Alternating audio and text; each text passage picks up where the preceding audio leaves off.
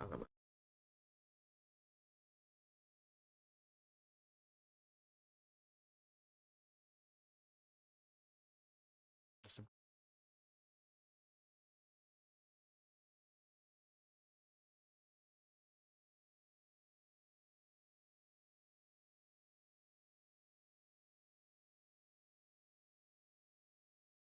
there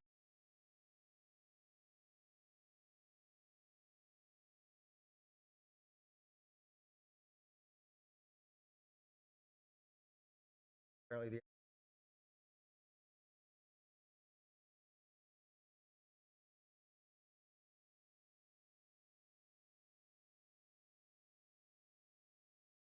second thing.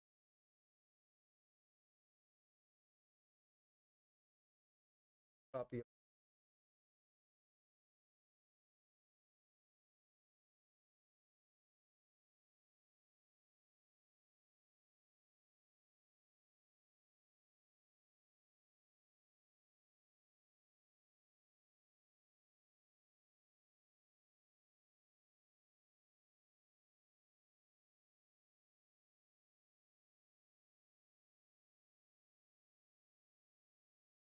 Oh, okay.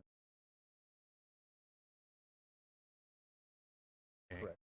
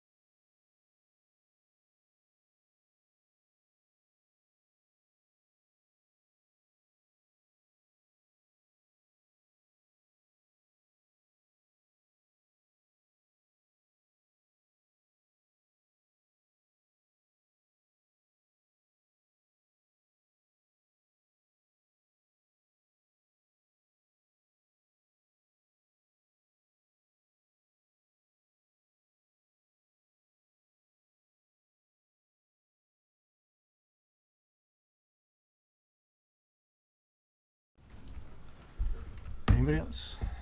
Ethan? I just had a curiosity question for the terms of like the. Let me get back to it here. So under time frame for some of the actions that Yeah. are to be taken. Is there anywhere that defines the terms of short term, medium term, long term? Yeah, so right before you jump into that section, short term is 1 to 2 years, medium is 3 to 5, Okay. and then long is I didn't have a 6. chance to go into the original plan and find that keyword. Yeah. So Yep. it's like That's that's there. my quick question for you. But I should detail, note, as far as public comment goes, I did get a comment from Sharon Zukowski, and this was, I think, right after the meeting on the 4th. And so she had a change that she recommended. So on page 11, it's in the economic development section. I can pull it up if that's helpful, probably helpful for everyone.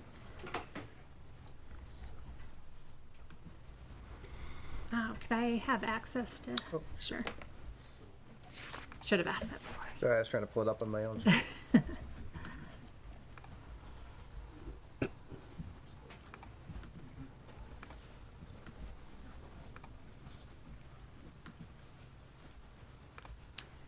So this, as we're waiting here, You try it now, Kathy. got it. Yep. Thanks. During the Planning Commission's public hearing, Sharon attended that, and she had a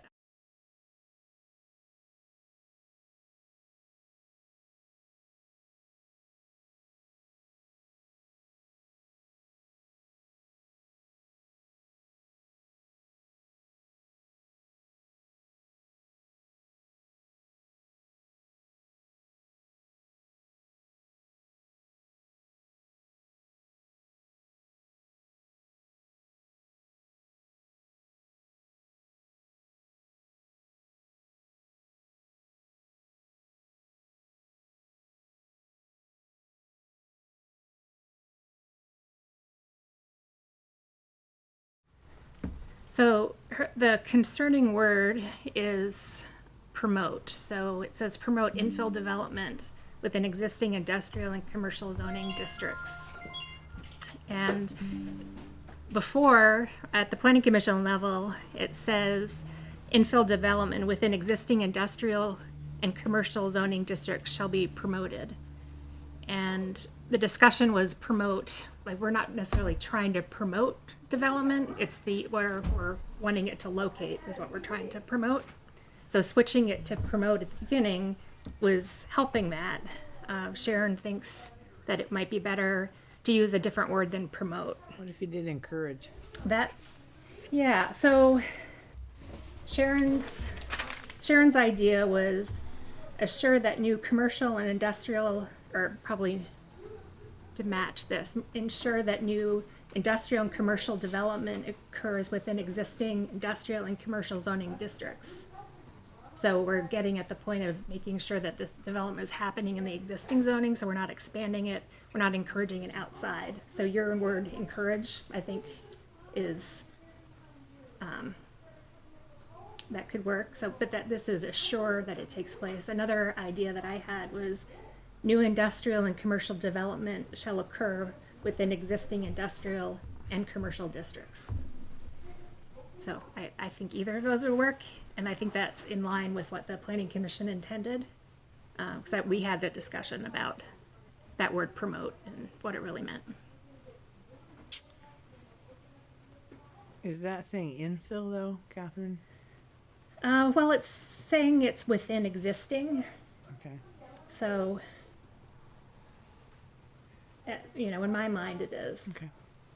Yeah, and the idea is we don't want to expand those districts. Right. So what's the next step on that? Are you asking us for the okay to do that, or are you just you're going to make that change and then it becomes part of it? Well, so my thought would be, so after this public hearing, we'll need to close the public hearing, and then decide what changes, if any changes you want to make and accept. So the changes that were presented to you based on your last meeting as well as this. So, you know, if you want my recommendation of which one I would say would be better, I can do that. I'm happy to have you mull that over yourselves. I think the planning commission would be fine with either of those. Does that affect, we don't have to have another public hearing now other than the one we already have scheduled? If we change anything? No. Keep the same, yeah, keep the same public hearing. Yeah, the only reason you'd need a new one is if it would be a substantial change to the meaning of Okay. the text. And this would not be doing that. Okay. All right, I see that actually that Sharon Zukowski is on the call. Sharon, did you want?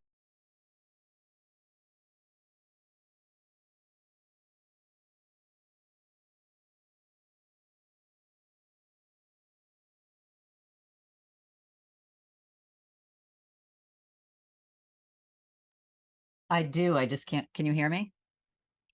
I just can't figure out my new microphone. Yes, that new wording sounds good. And it also, I always forget the initials.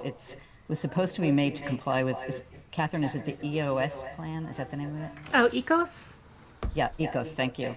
And that's what, initially it was supposed to comply with that, but to make sure that industrial and commercial areas weren't expanded into other areas. So if that helps the approval of that slate change, that would be great. All right, thanks, I Sharon. like your wording, Catherine, thank you. Yeah, you're welcome. Thank you.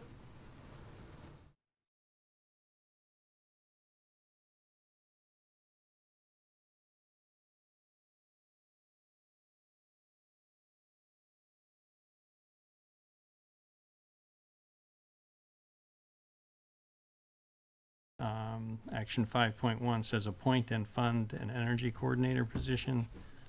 I'm wondering if it would be better to say consider the appointment and funding of an energy coordinator position. I don't know if select I board would agree members with have, that. thoughts on that.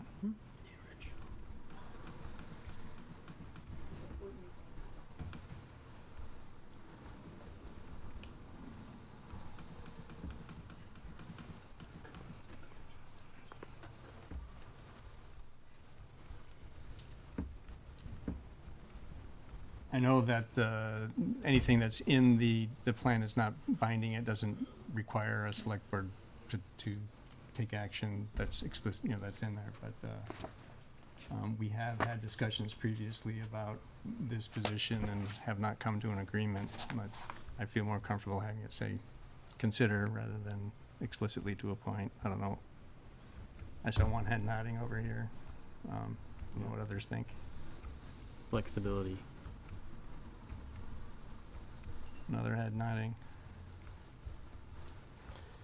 I just don't want it to get lost in transit somewhere, Yeah. because that's what happens when we make these changes and say we'll revisit it, and then it doesn't always come back. Because I strongly encourage us to have an energy director. So we can work with it as long as, like I said, it doesn't get lost somewhere. Right, right. I mean, it is in here as an action item. And I think it just opens up a much larger conversation with energy coordinator, especially one that's paid for by the town, because is it for just the town? Is it something that's going to be larger in the community as it moves forward, as far as building codes and things like that? And then, you know, that's a whole other book that gets open. So if the energy committee is to serve the town, but if it's to be more than that, then I feel like that's a larger discussion that has other implications along with it for future. But we have a committee now to make recommendations to the town for the town business. I feel like that step would be outside of the scope of the town individually.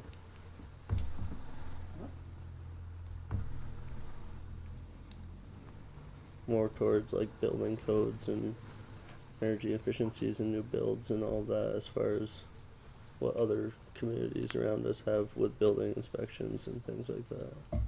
they have paid energy Yeah, coordinators. I don't, I mean, the legislature authorizes towns to appoint an energy coordinator. I'm not sure, I don't know for sure. Maybe somebody from the energy committee knows whether there's explicit duties of that individual that would be, do we know? I mean, sorry, sorry. Yeah, go ahead, come on up. Introduce yourself. So thank you. Will Dodge, Chair of the Energy Committee. These are good questions. The statute provides some guidance, but a lot of it is still left to the municipalities. But in terms of zoning enforcement, in other words, like enforcement of a specific, let's say, energy code, that could be done. But right now there are changes taking place at the legislative level and partially through the efforts of John Alden, who lives in Essex Junction, but I think you guys all probably know him or have seen him, to try to actually create a statewide enforcement mechanism for that specific issue. So at least as we discussed it within the Energy Committee and envision it, the coordinator is much less about like enforcement and much more about coordination.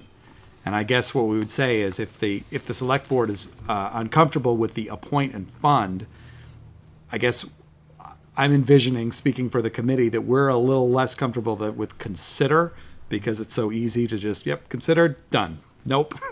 So maybe if we could put something a little more active like an investigate or something where it's under active consideration, I think we'd probably feel more comfortable with that change. All right, thank you. Yeah. Thoughts? Kind of a fair compromise. Sorry. I'd say that's a fair compromise. Yeah, okay.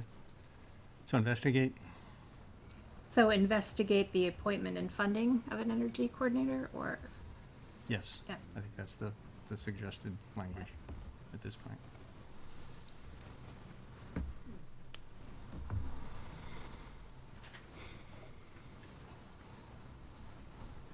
And yeah, I knew that the Energy Committee was going to be here, so I thought this would be a good time to bring it up.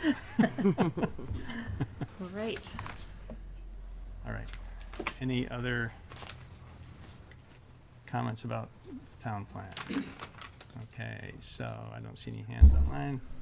I would just note that on line 3565, where it says you have increased the capital tax to 3 cents, which will better allow the town to keep the town's infrastructure. We all know that that is not adequate.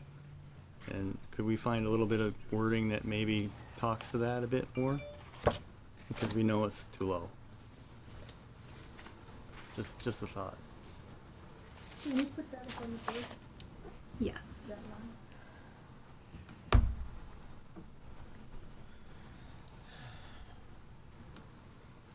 Because as you said, if it's not in the town plan, it's not in the town plan.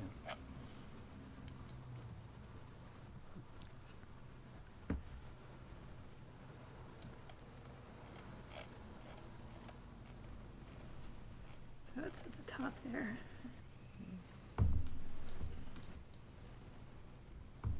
So this isn't in the action section, right?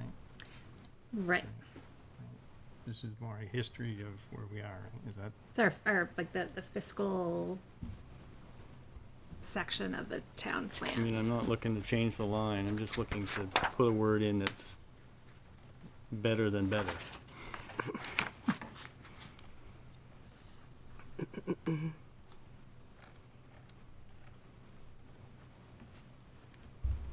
Oh, is that word better is actually red and underlined? That means it's new? Is that the, yeah, okay. Yeah, so I don't have the previous page to, Right, right. so it's a, Previous read, which will allow the town, which is, they added in the better. You change it to hopefully, because you know it doesn't work, but hopefully still gives you hope that it might. Will hopefully allow the town to keep the town's infrastructure. True. I mean, I don't know, I'm okay with better. Does anybody else want to change that word? So better. I mean, it's all relative, right? Yeah. It's better than what it was, but Right. 3 is better than still 2. not That's true. yeah, where it should be. better is good. Better is better. There you go, thank you. I knew that didn't sound right. All right. Ken, I think I see your hand up.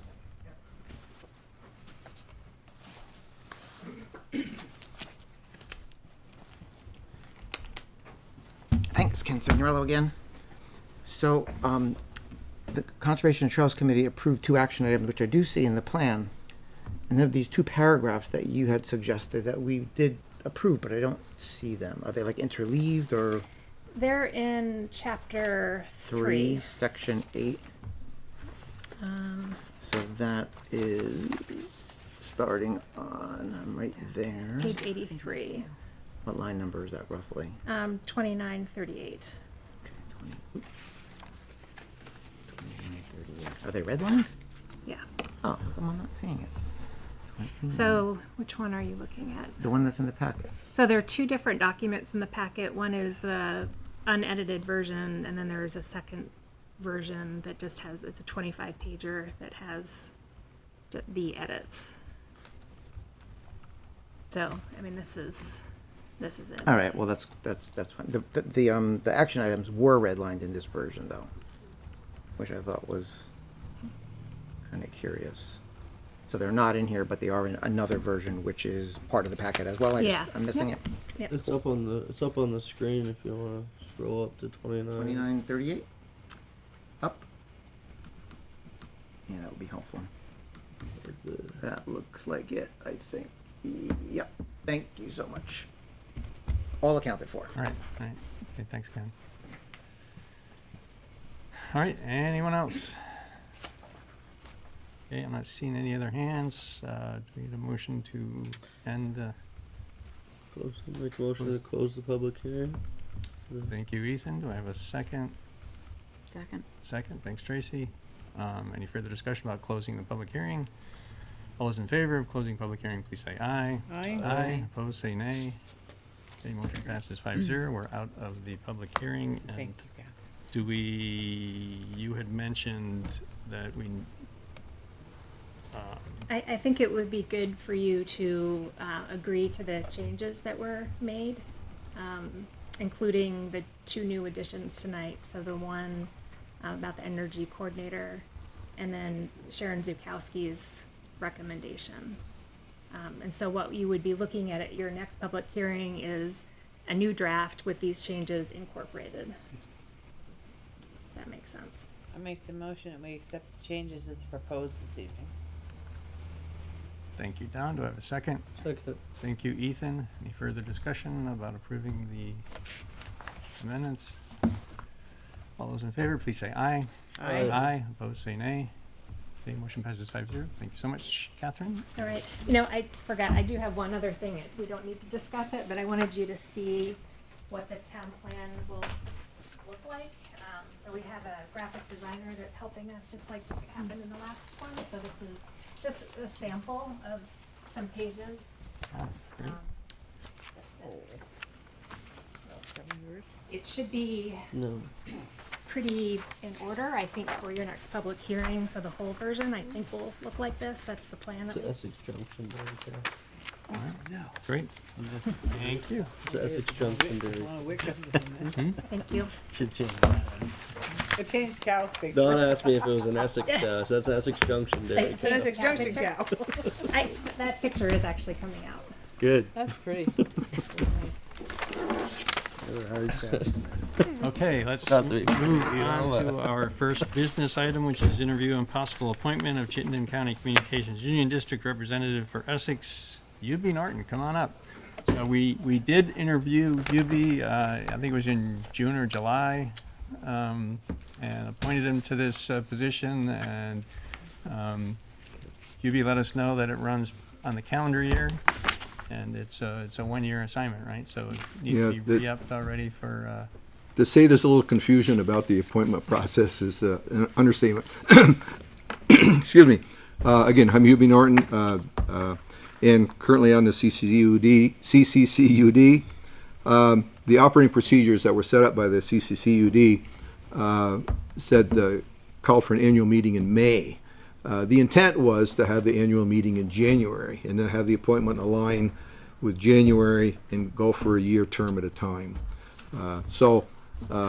That, with correspondence, Ann Janda and Reed, and there's been a lot of discussion back and forth, and I think we just need to straighten out a couple things with operating procedures to sync it up with the statute and whatever. And so, anyway, my term actually could probably go until July, but the thought was that we're probably will change the operating procedures to make them go from January to January, calendar year. So I guess that's at the pleasure of the board, whether I be reappointed now for another year at this point, or wait until July, I guess. So that was where this kind of came to. So and at this point, I was going to plan to just give you a quickie overview of where the CCCUD is at this point, if you'd like to hear that. Yeah, for the for the last 12 months, well, Andy was there prior to when I was, and operating procedures set up. Was formed. The CCCUD, Chittenden County Communication Unified District, was set up and registered with the Secretary of State's office. The bylaws are set up. Purchasing policy, conflict of interest policy set up. All this administrative stuff.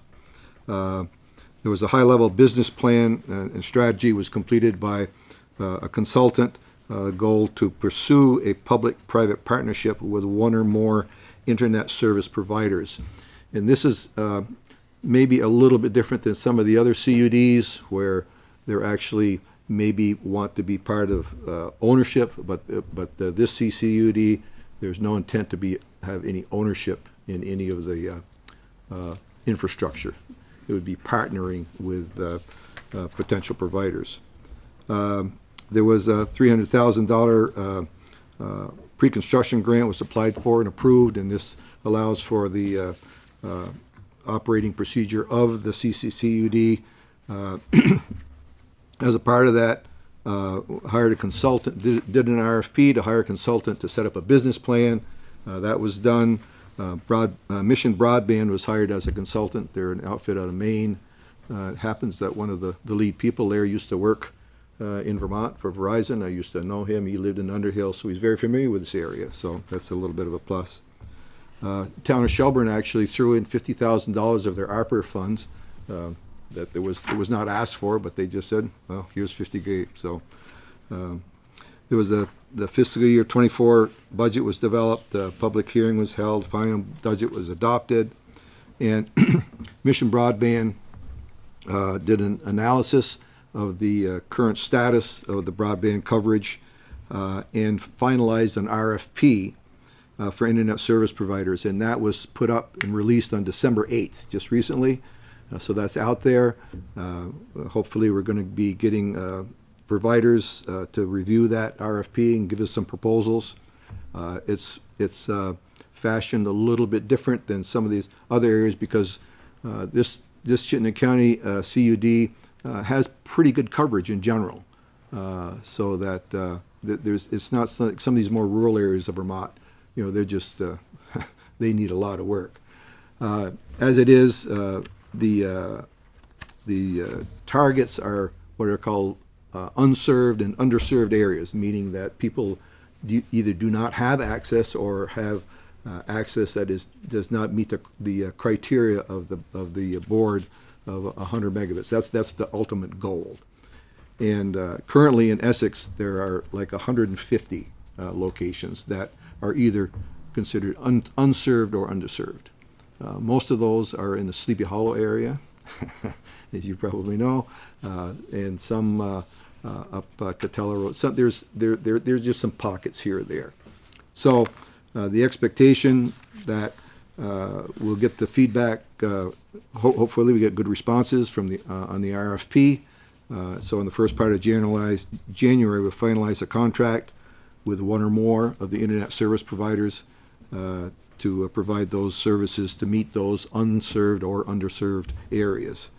There's a total of about 700 locations in all of the Chittenden. Well, remember, all of the towns in Chittenden County are not part of the CCCUD, but the towns that are, there are about 700 locations, and as I said, about 150 of them are in Essex. And then Mission Broadband, once we get response for providers, they will develop an application to the Vermont Communications Broadband Board for $2.1 million in order to initiate the construction grant in order to get this work completed. So things are moving along, and yeah, at this point, we're just waiting to get responses on the RFP.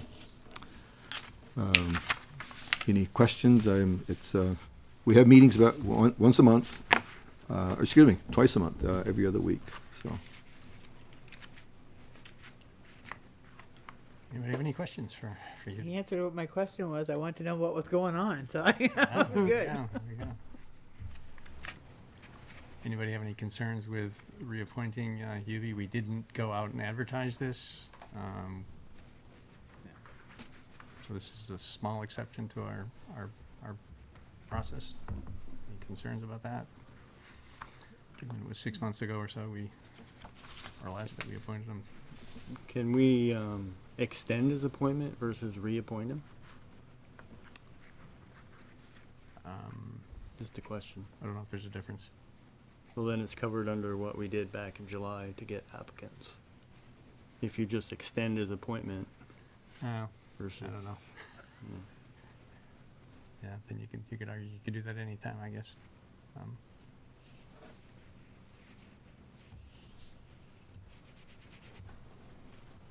Do So you the, have- the sorry. go ahead, yeah.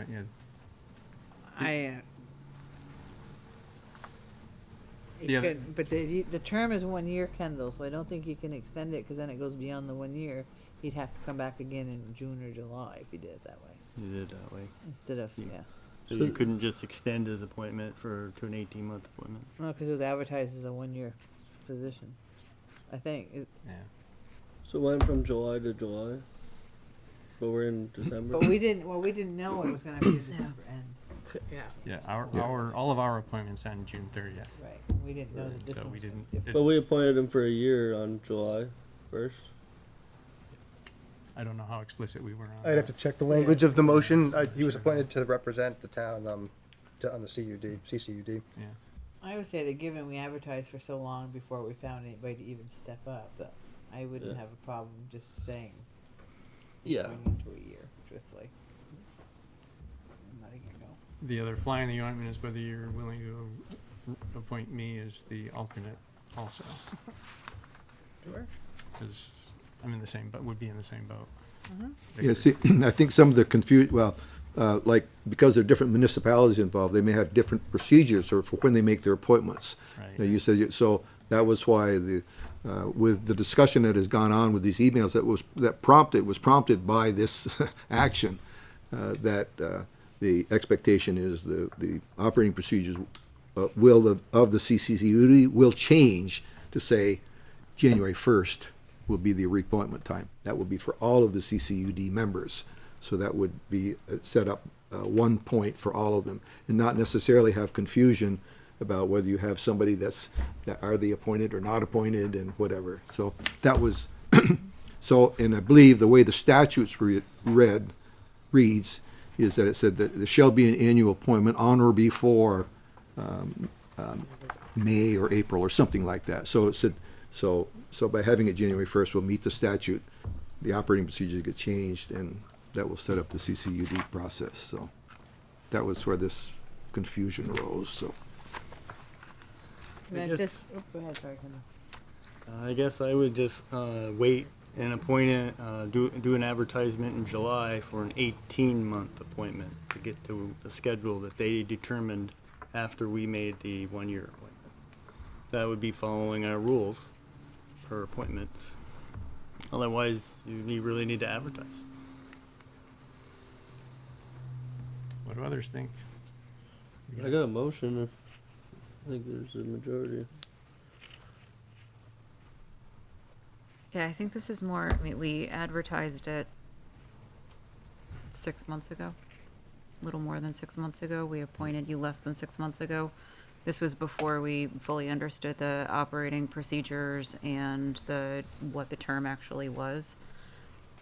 Given that, I'm fine with like not being strict on advertising again. And I guess with that, I'll make the motion to appoint Hubie Norton as the Essex representative to the Chittenden County Communications Union District for 1 year with a term ending December 31, 2024. And you need to put Andy in there as the alternate. Well, I also had a question about that because Andy wasn't warned in here. So do we have to hold on that? Should I think you hold on should. It wasn't actually warned. We can put it on the next agenda item for January 8th. that? Okay. Fine. I'll second that. Oh, sorry. Oh, you're good. Okay, we got thank you, Don, for the second. We got a motion and a second. Any further discussion? Okay, all those in favor of the appointment, please say aye. Aye. Opposed, say nay. Nay. Okay, motion passes 4-1, and keep up the good work. Thank you. Any questions? Give me a holler and we can bring you up to date as we move along. Alrighty, great, Okay, thank you. thanks so much. Okay, now we will move on to a discussion with the Energy Committee as our agenda was amended, so come on up. So we've started inviting all our committees and commissions to come talk to us. We're in the midst of putting together, partly because we're in the midst of putting together our budget for next year, or for FY25. Also, to give you an opportunity to share your thoughts about how things are going, ask for any help you need, or go in any direction you'd like. So. Well, great. Well, thank you very much. I should just first kind of introduce everybody. So I'm Will Dodge. I'm the chair of the Energy Committee. I have Tom Yandow, who has been on the Energy Committee now in an official capacity. I think it started this year, Yes. right? Yes. David Scopin, who came on in 2017 at about the same time that I did, and same with Natalie Braun. So we're kind of the core group. We have one other member who's not here tonight. That's Dottie Bergendahl. She's away, and she actually lives in Essex Junction, but we try to keep quiet about that. But she's a wonderful member and has a lot of zeal and energy, and we're fortunate to have her. So we still have some vacancies. We really, at this point, we have 2 vacancies. So, and we've been struggling to fill those now, I would say, for the past, let's see, one was more recent. So, but at least the open position has been about 7 months now. Yes. About that. Yeah. So what is working well on the committee? So I think our principal accomplishments from 2023, maybe the biggest thing that we spent most of our time working on was an effort to have an info table and focused on weatherization, and especially focusing on low income energy, getting out energy information at the Champlain Valley Fair. And what we did was we had one of our former members, Daniel Parkins, was on the Chittenden County Energy Subcommittee for the regional plan. We organized with other energy committees who are on that to basically staff half of the time at the Champlain Valley Fair to be at the booth. And it was inside the main exposition room where they had everything. You had, hot tub vendors, but you also had like the Vermont Abandoned Property Office, FEMA, just sort of a hodgepodge of things. But what was great was we ultimately kept track of how many people we spoke with, and whether that was giving them information, engaging them more than just like they're taking candy out of the bowl. And we got up to, it was 440 participants total that we either the Essex Energy Committee or the other energy committees that we work with engaged with. It was a great success from our perspective too, because we found out what some of those other representatives who we were sitting at the table with from Williston and so forth were all doing or not doing.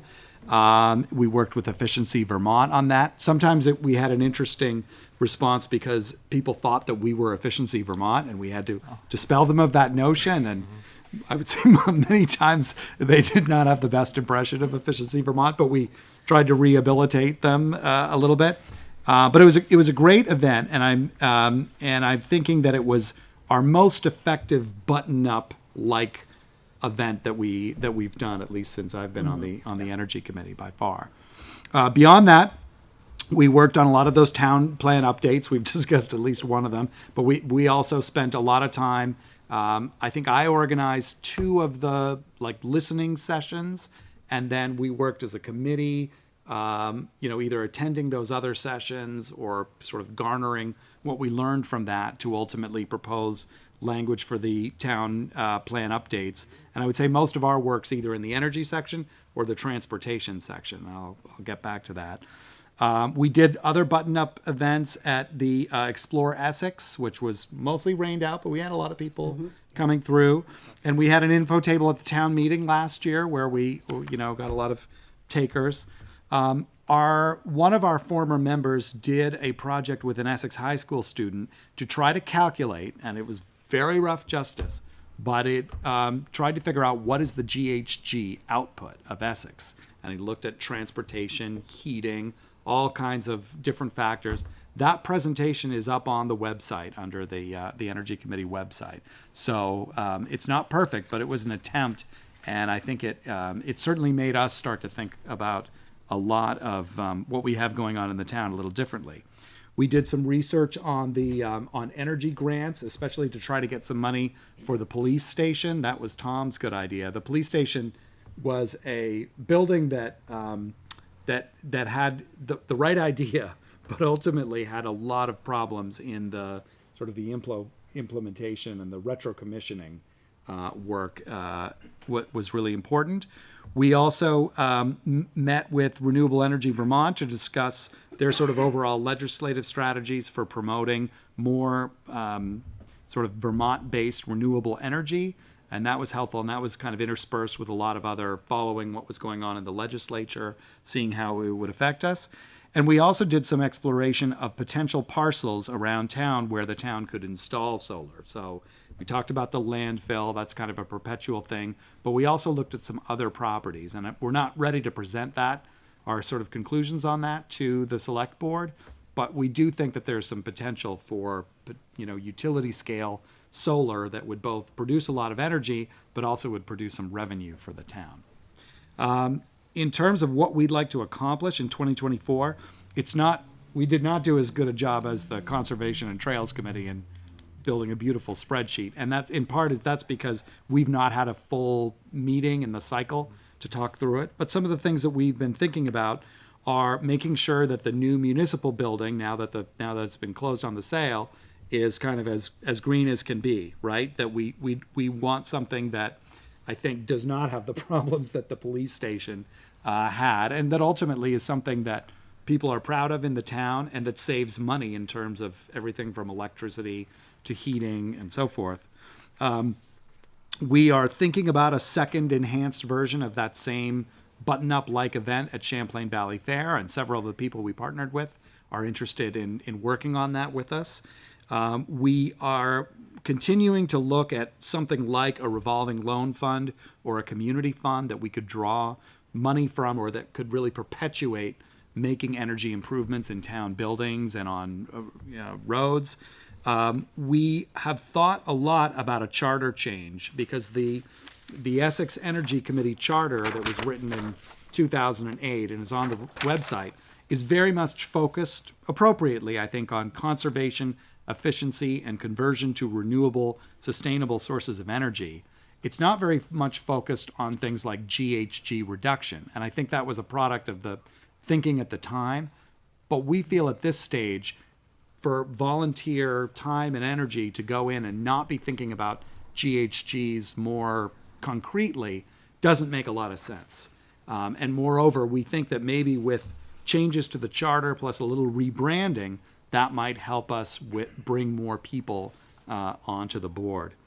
I think we were talking about, let's call it the investigation of an energy coordinator position consistent with the statute, and obviously following what's going on kind of at the macro level with the state. And we were looking to find some better ways of encouraging more charging stations, as well as just electrical usage for vehicles generally. So that's kind of an overview. I know that there were specific things you wanted to talk about with the stipends. We could probably get through that pretty easily, which is We like the stipends. We appreciate it. It's not the driving reason that any of us are doing this, nor would it be. But it's helpful. And I think that in particular, it's a recognition that volunteer time could be used for something that generates revenue for each of us. But we're happy to be volunteers. But we think it's a nice gesture. I think Tom was wondering at one point, does it make sense to like cut a check more like quarterly as opposed to monthly? I think we're fine either way. In terms of budget requests for fiscal year 2025, we talked about this. Greg and I had some exchanges about the energy coordinator position.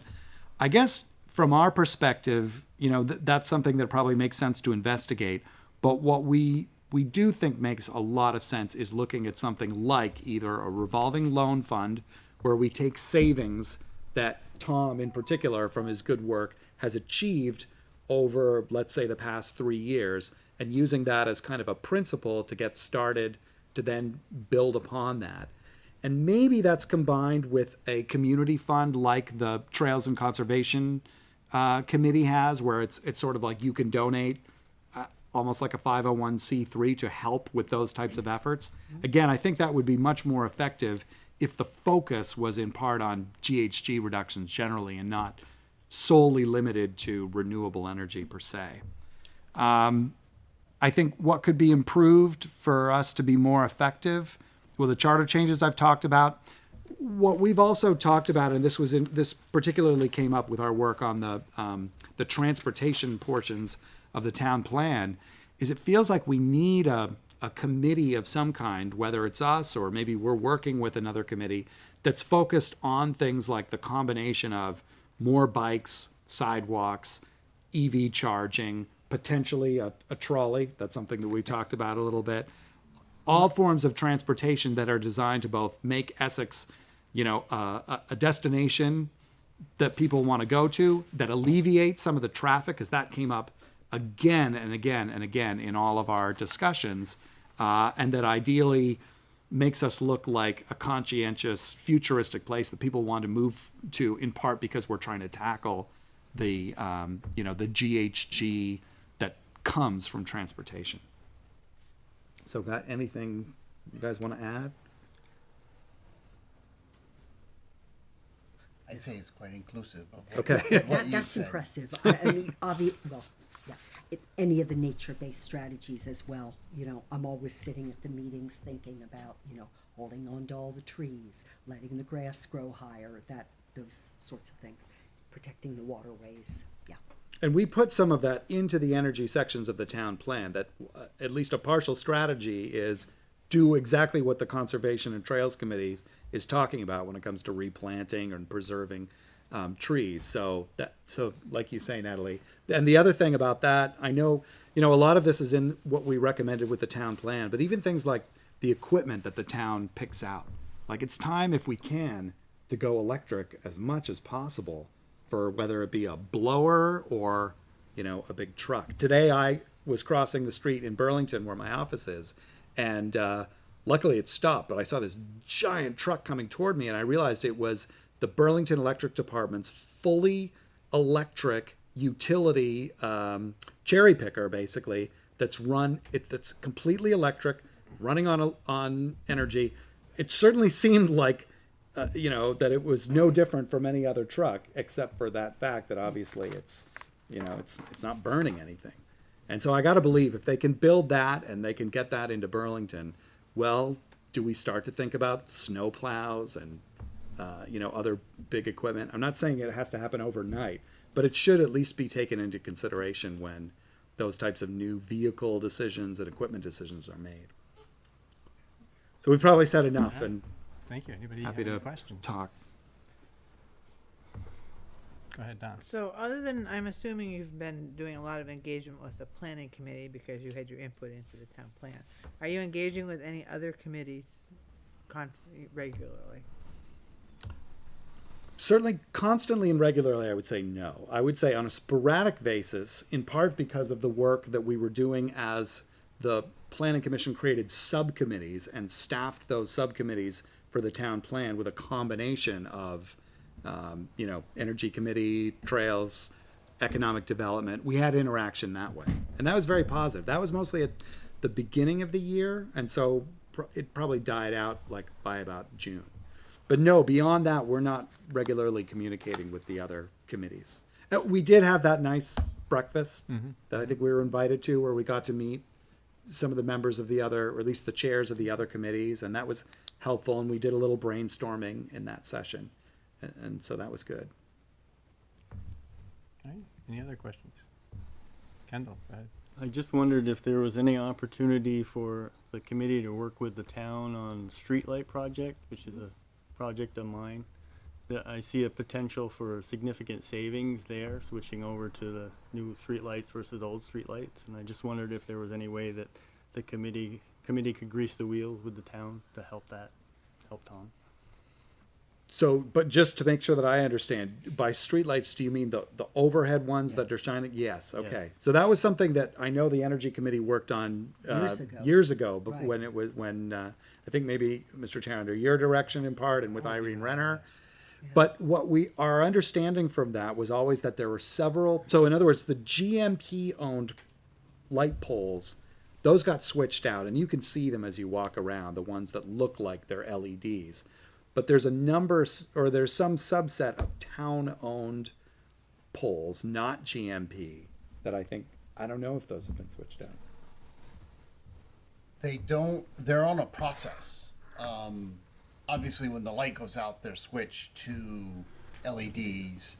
And as we see fit with different neighborhoods, we go in and ask GMP to make the retrofit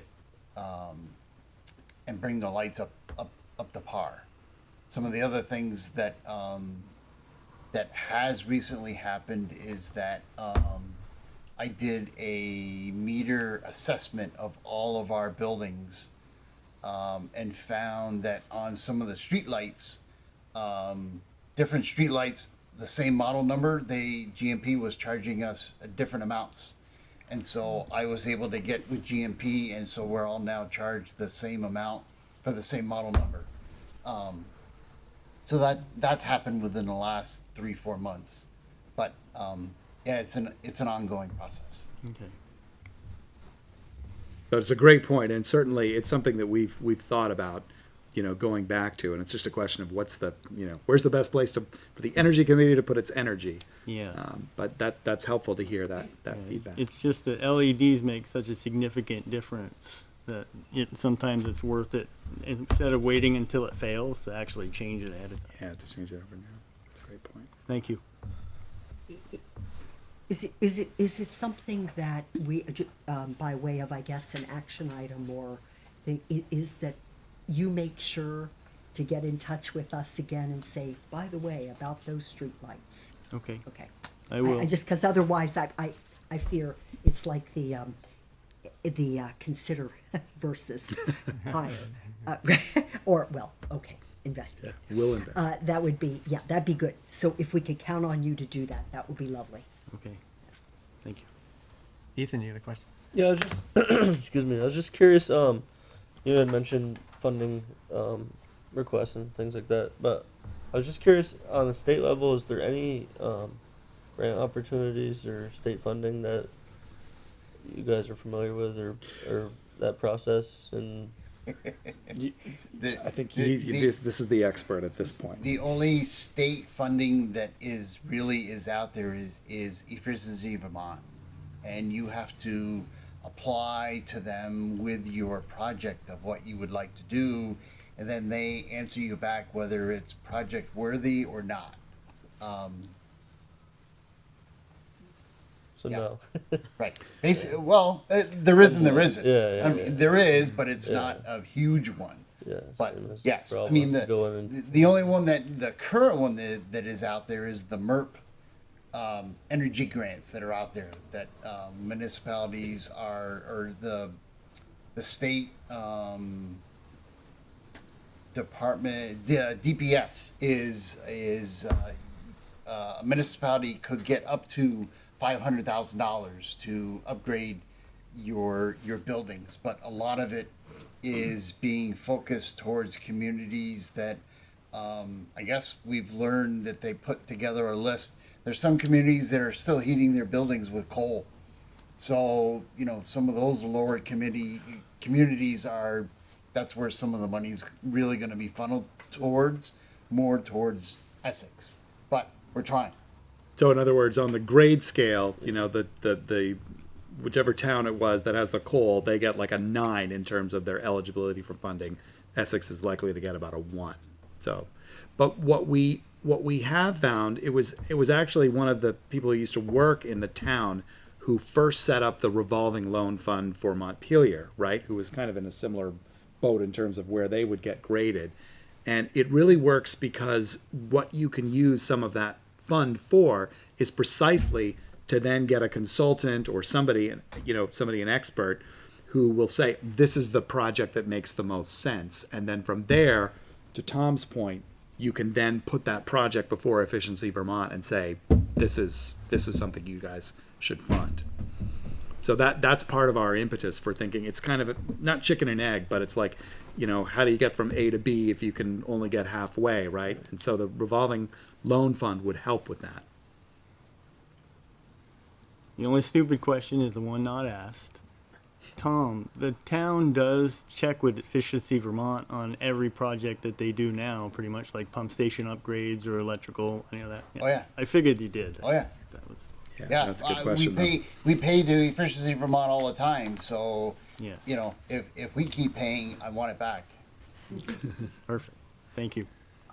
So question I had, I see you, I've been seeing your hand go up. You did you comment on the? Well, yeah, to follow on Don's question about coordinating, have you coordinated with the school system? Probably one of the biggest users of buildings, buses, cars, and so on, as far as GHG is concerned.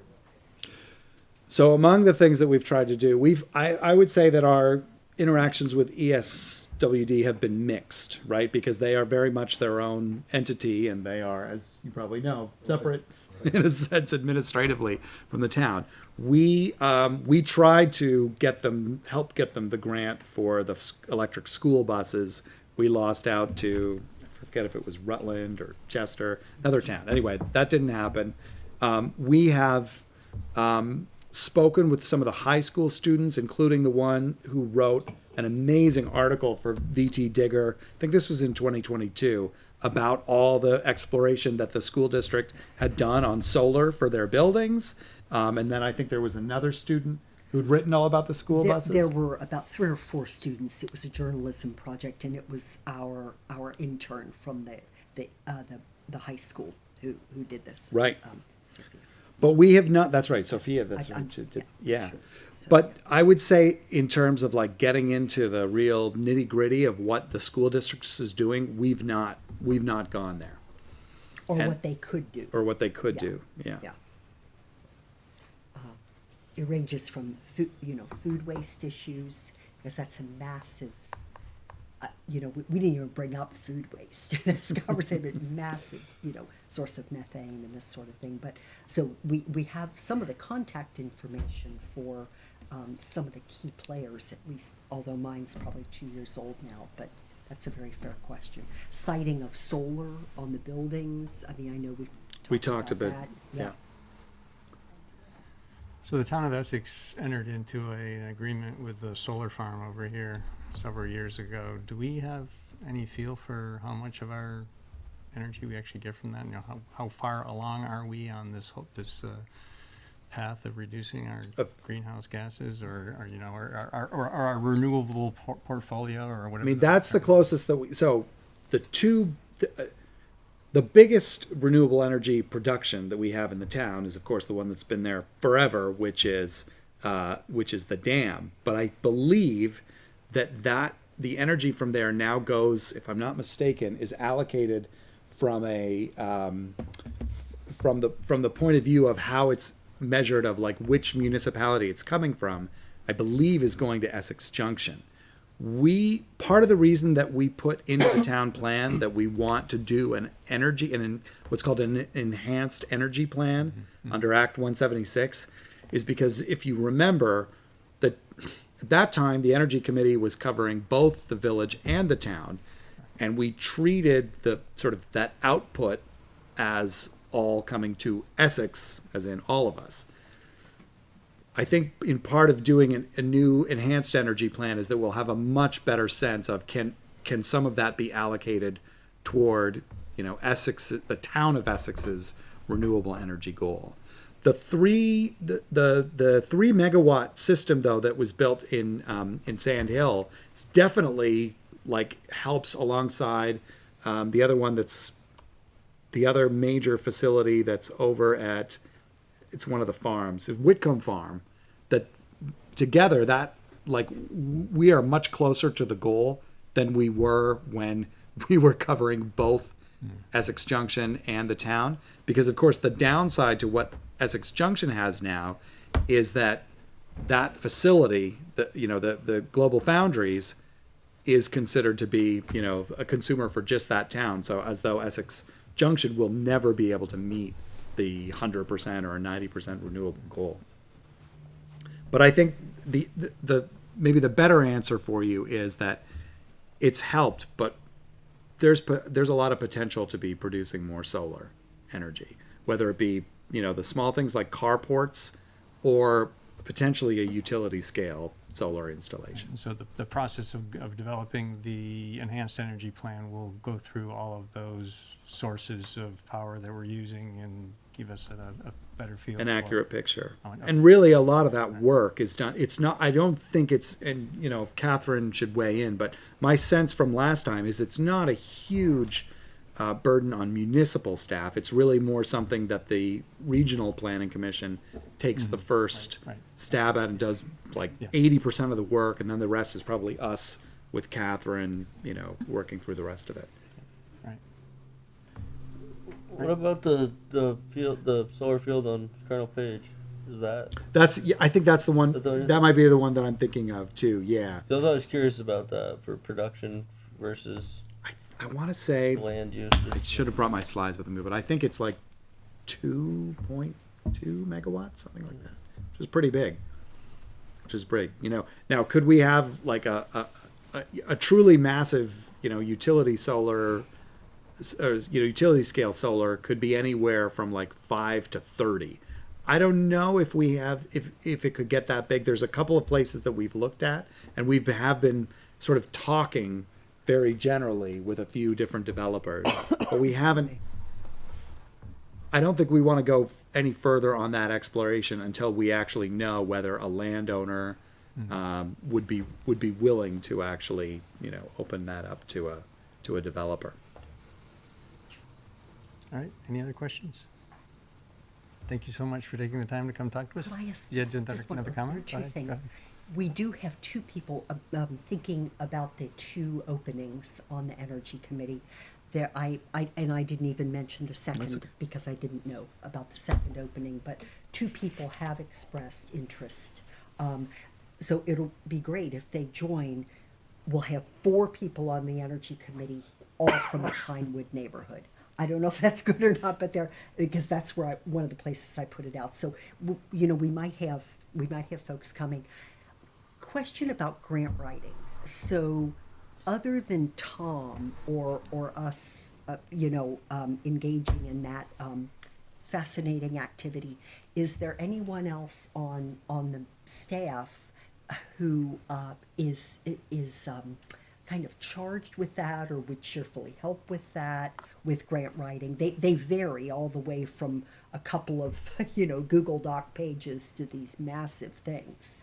Is there, I'm just curious, is there, I should probably be looking at you, Greg, when I ask the question. Does anyone on staff do those? Or? We have people who do that. We don't have a dedicated grant writer. That's not something we have. Okay. Public Works, excuse me, Aaron Martin, the director, Andy Costandi, the water quality director, are both really good at grant writing. I think Tom's written quite a few as well. Yeah, I'm just thinking helping Tom out. The community development department writes a fair number of grants. But it's kind of the department that's going after that grant. they're usually responsible for trying to get that grant written and submitted and applied.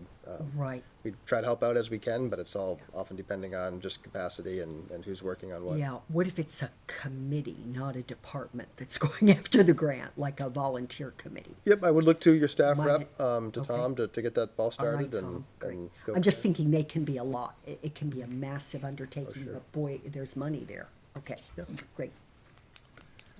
All right, again, thank you so much for taking the time. Thank you. And do let us know if there's other things that you would like us to look into, to work on, or communicate. By all means, let us I'm know. hoping this isn't just a one-time Oh, discussion. I wanted to thank you all for showing an interest and working with us. Yeah, that's, Thanks for accommodating us. Yes, thank you.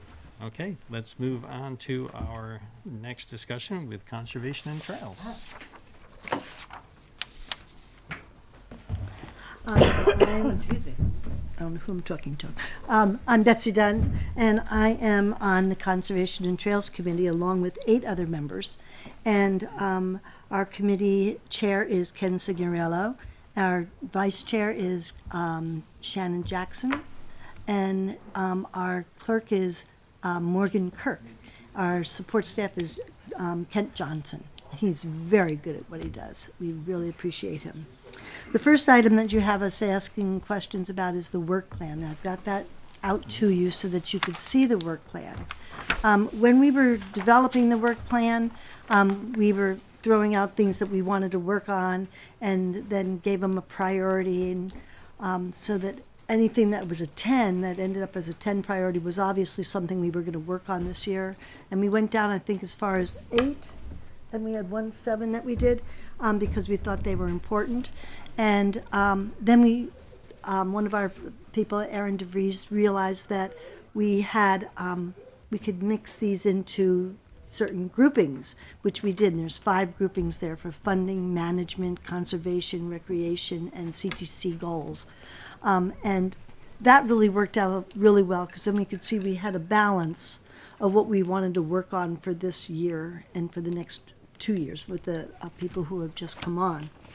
And so we have a leader for each one, and they're allowed to have 3 people who will work with them, because any more than that 4 group becomes a meeting, and you have to have, it warned and everything else. Keeping it at only 4 people, we don't have to do that, and they can work as a subgroup, and that really works.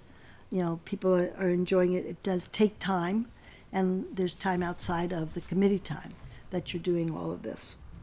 And then I guess I would go, do you have questions about the work plan? I'm going to go more into some of those things as we go along. Anybody have any questions? We haven't had a lot of time to look at it. Okay, so I'll go through what I've got, and then it might spur some questions from you. So stipends and attendance, that was the big thing you really wanted to know about. And we did a poll, one of those Google things that you filled in your answers and everything. And it turns out that people think they're a great incentive. We do have 2 people who have got kids who are using it when they come to the meetings.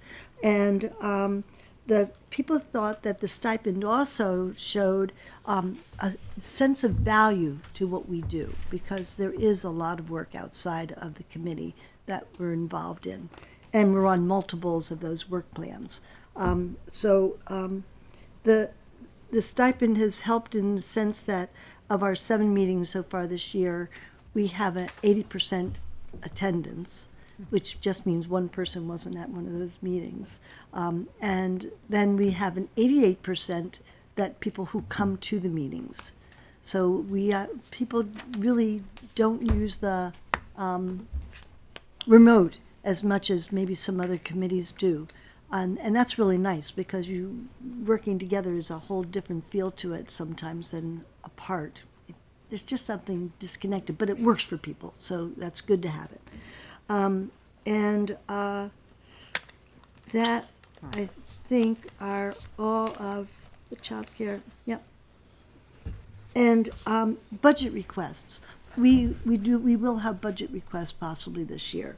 We need money for the Tree City USA. We need more signs, and because there's multiple areas that you come into the town, and to highlight that what we're doing is really important with the Tree City USA. And funding for the tree farm project that we have, that we want, because we're going to be taking down up to 207 trees, and we need to replace most of those. Some of them are in places where you can't really do it because of utilities now. But that's a lot of trees, and they cost a bit of money, and growing our own is probably the best thing, and we've got a tree farm. Whoa, pretty cool, huh? That used to really be a tree farm. And they do have 2 plots that we see that we could use, and there is a sandpipe. I think that's the word I want. A sandpipe that's across the street that we can bring it in, and we use the water for that. And Steve Dowd on the committee has touched base with the Tech Center, and they are working on the tree farm already, doing things for us. So it's a really good thing for us to fund for, the tree nursery project. And then the other funding that we want is we have easements that have been left out of deeds that we used to have, that have created a problem with people being able to map the forests, because there's a section that's 75 feet long that they won't allow people to walk on. So there's no real easy way to get around. So we want to use the conservation fund for those kind of things and see if we can get an easement from these people and have that. And we need to watch to be sure when anything that has an easement that the town has for trails, when that is being sold, the deed has the easement in it, so that we don't lose those things on a repetitive time. And the trails, we want the trails to be able to be mapped and be up on the website, the town website, and on our website, because you're not sure where a person's going to go to find where are the trails in Essex. And so that's the other thing. We need to be able to have the money to get the GIS. The GIS, so that we can get all the mapping and have them up on the website. But that is part of the easement thing. There's a couple people we know, one in my neighborhood and Mr. Senegal, that has a big easement that he's kind of reluctant to do it, but I think he wants something for it. So we'll see. We have to have a sit down with him. We may require more funding for the conservation of land, to conserve the land, like the Matthew Farm. That's one of the things we're looking at, the land there, that we might want to do that.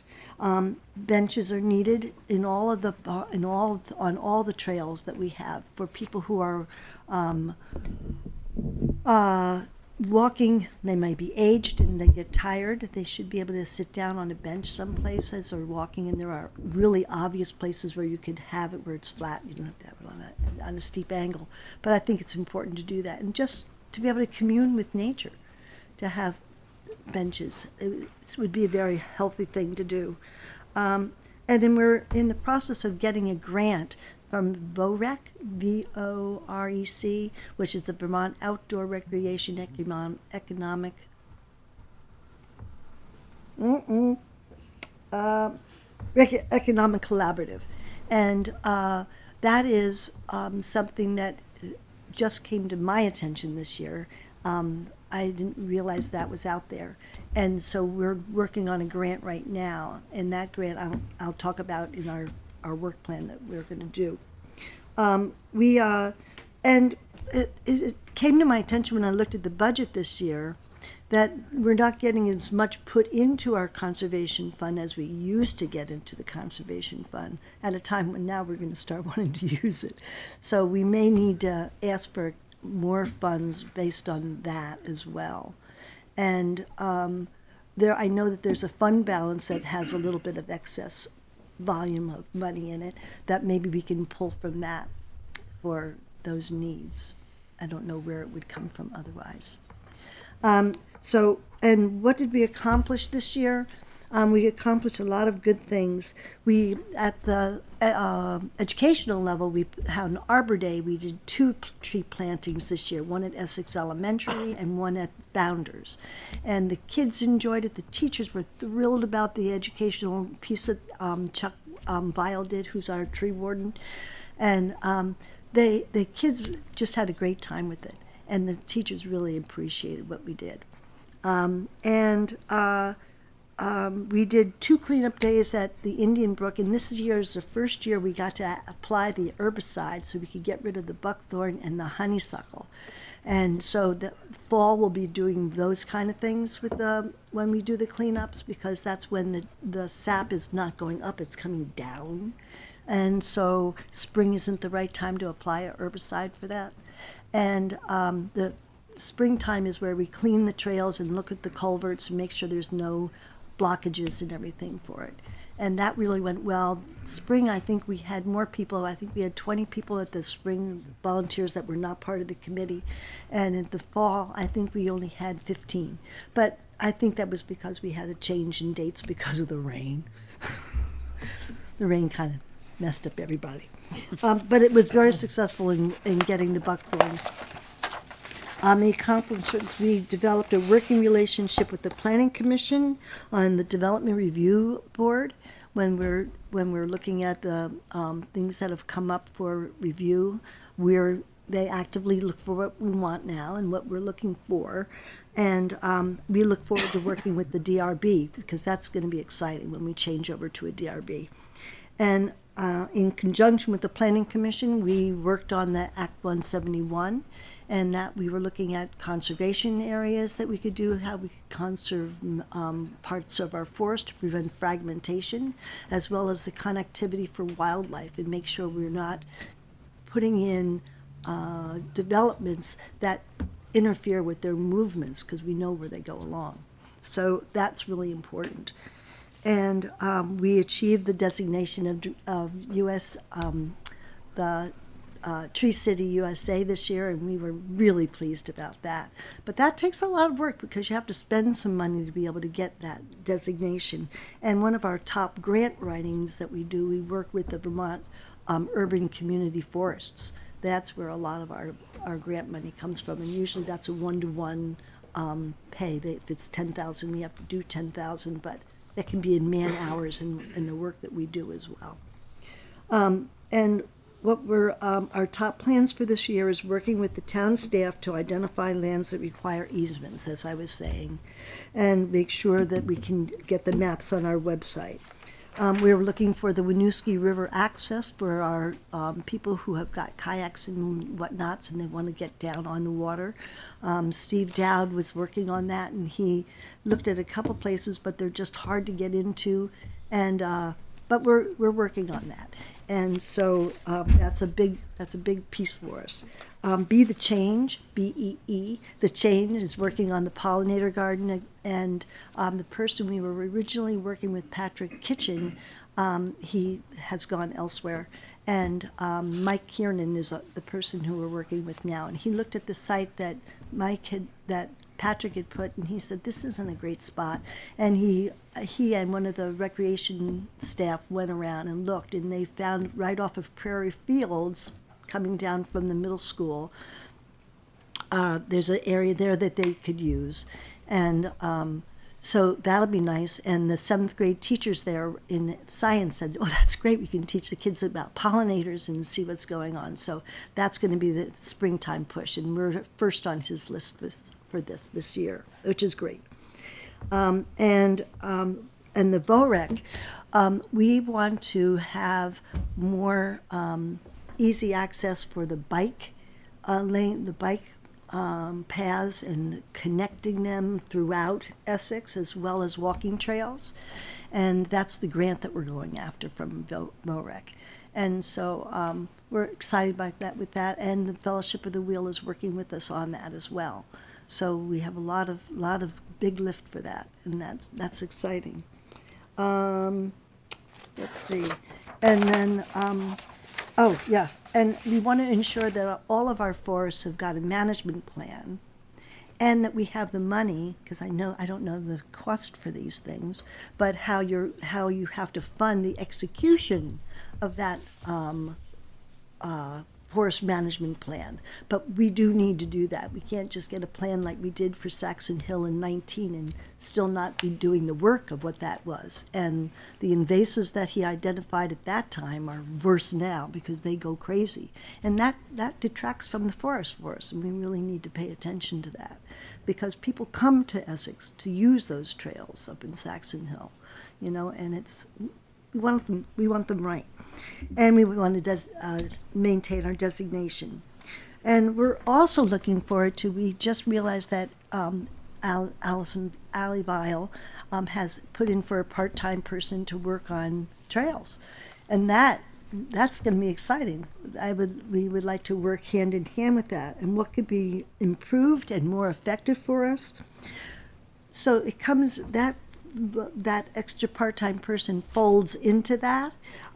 What we want to think about is, and Kent brought this up, maybe we need to move from a Conservation and Trails Committee to a Conservation Commission and a Trails Committee. And the Trails Committee would work directly with the Recreation Department, doing all the work that we have to do on the trails. But the Conservation Committee would work on all the areas of conservation that we need, and we do have a lot. And there is Vermont Coverts that has a program for teaching you how to be a person who understands forest management. And it's basically free. It's 3 weeks of seminars that you go to, and you pay $100 for it, and at the end of it, you can get your $100 back. That just makes it so that people will come if they sign up for it, and then they don't have empty slots that they do that. But I think that's really an important thing, and it's something for us all to consider, changing that to the commission. And what that would mean, we would add another person to the committee and break us from the 10 to 5 and 5, working on the Trails Committee and the Conservation Commission. And so working as the Trails Group, we would work with Vermont the Youth Corps of Engineers, as well as Boy Scouts and any other group that likes to work within the forest, updating the trails, because many of the trails are in danger of just going away. In the Matthew Forest, the runoff that comes off of Fern Hollow Road is taking out a lot of the trails right there. We have to recreate some trails that are higher up away, because the trail is literally 2.5 feet wide, and you're right on a precipice walking along it. And that's not safe.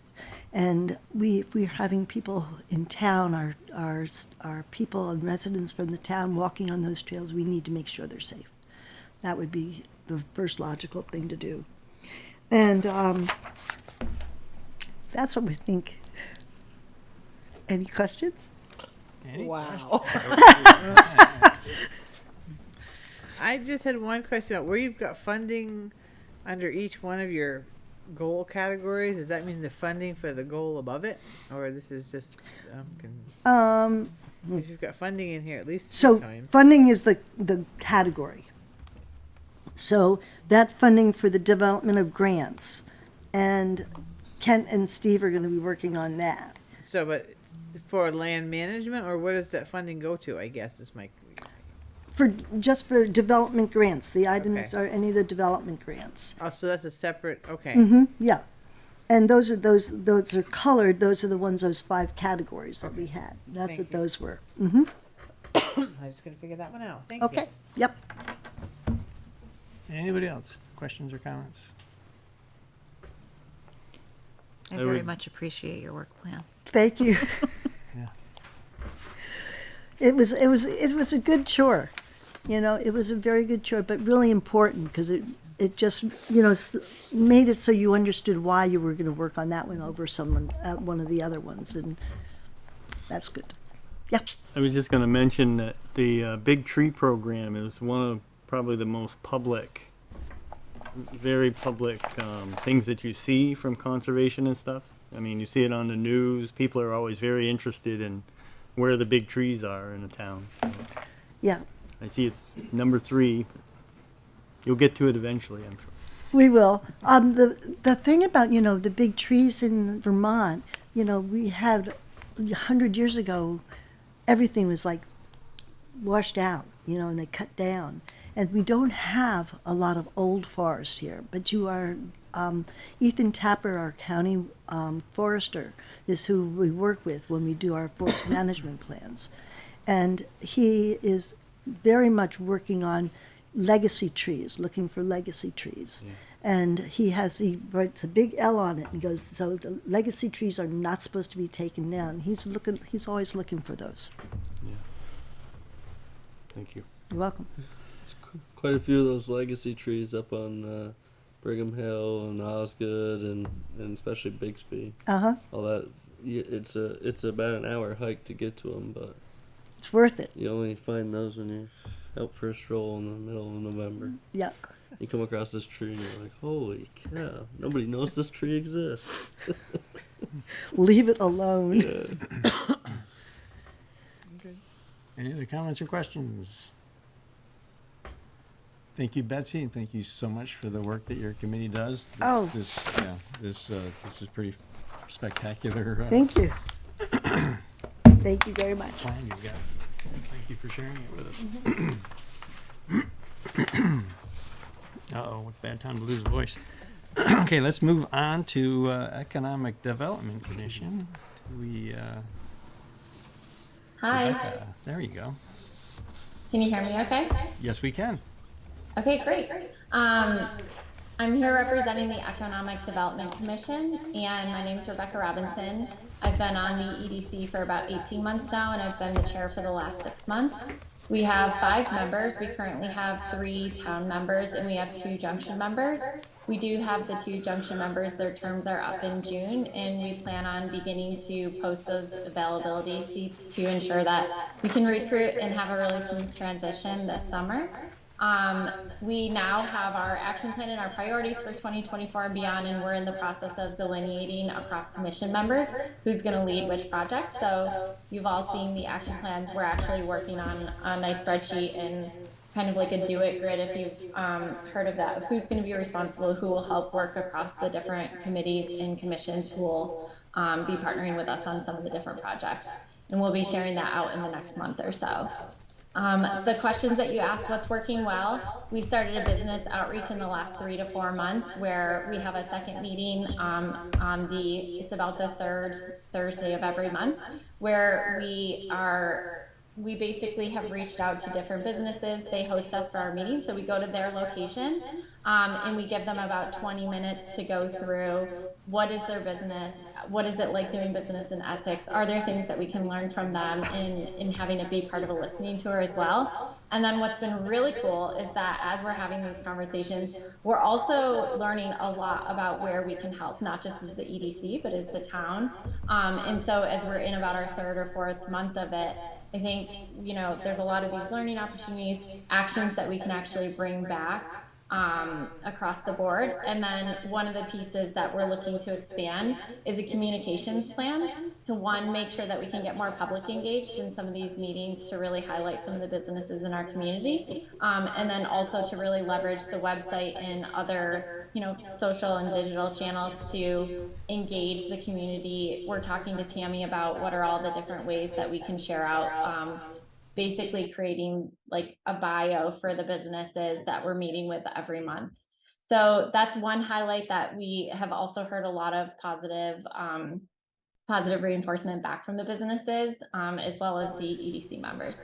And then one of the other things that's going really well, and we've heard feedback from both the public as well as from when we discuss these questions as an EDC, is that hybrid. So we've kept our meetings hybrid. Even when we're going to the business outreach, we're keeping it so that there's an availability for people to call in on Zoom. And we've heard that that's really appreciated for people to be able to, whether they can engage in person or not, still be able to join and participate. And I think the other piece that we've talked about as an EDC of what's going well is we're beginning to really try to re-engage across other committees and members for how we can support each other interconnectedly, how to make sure that when there's initiatives going on that is an EDC, if there's a memo of support for grant writing or other pieces that could really support the town holistically, that we're starting to make those better connections and really support across everybody who's working on projects in the town. So those were the big highlights of what's going well. Areas that we need to improve on is, and this is a small one, but the Jabra never works in the room that you're all sitting in. And so we haven't figured out sometimes how to work on the audio. And fortunately, I have a Jabra with me, but as we're working with Jean, I think it would be awesome if we could figure out, is there a way to make sure that people can hear that we have the right speaker system in that room? One of the other pieces that we've talked about is, does it make sense at some point to actually move from 5 members to 7 members to ensure that there's more voices to be heard? One of the additional areas that we talked about improving is communications to our community. So how do we communicate in better ways, whether it is the email or it is on the website, what we're going to be discussing, how to make sure that when we do have the 3rd meeting every month for business outreach, that more community and other business owners know that that's happening so they can participate in the meetings. So that's a big piece that we're talking about, is communications.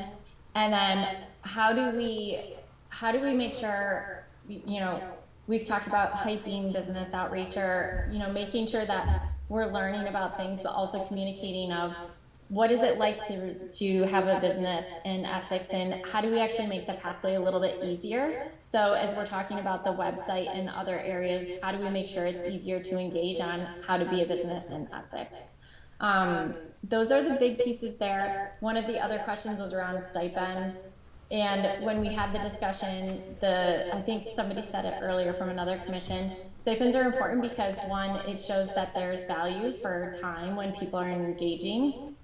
For some folks, they talked about how it actually helps them with the adjustment. So whether it's childcare or, you know, adjusting their work hours, that it's a really great way for people to be able to do that. And there's some people who have joined and it has been a big benefit to join and be a part of it, where otherwise they feel like it would have been a tougher decision to join the commission. And so in general, there's a lot of great support and appreciation to the town for having the stipends for commission and committee members. And then lastly, there was a question on budget. We've just started having discussions of where and how we would want a budget for the next year.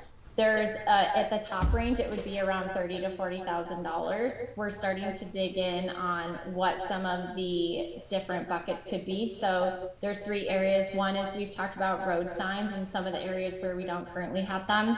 Now, whether that would sit within the EDC or if we would just need to work with another commission, we can talk about that. Another one that we came up with is an idea of what we would like to see potentially in the next year is running a workshop for a day or 2. Which would probably be around $5,000. And then we have our typical $2,000 for EDC members, whether it's to help join conferences locally, et cetera, from an economic development lens. So in total, it would be 30 to 40,000 max. There's some areas that we'll need to dig into to give you estimates to see if that's even feasible.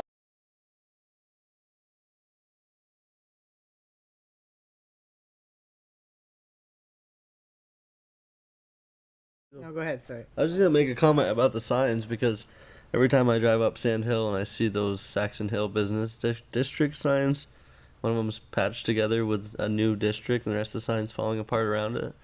I often think to myself, if I was a business owner on that road, I would be, for one, donating to fix those signs, but for 2, who owns those signs? And I know it's the town, and why are we doing anything with them? So thank you for thinking of that as a business for the EDC. I think that's important for outsiders as how they portray our economical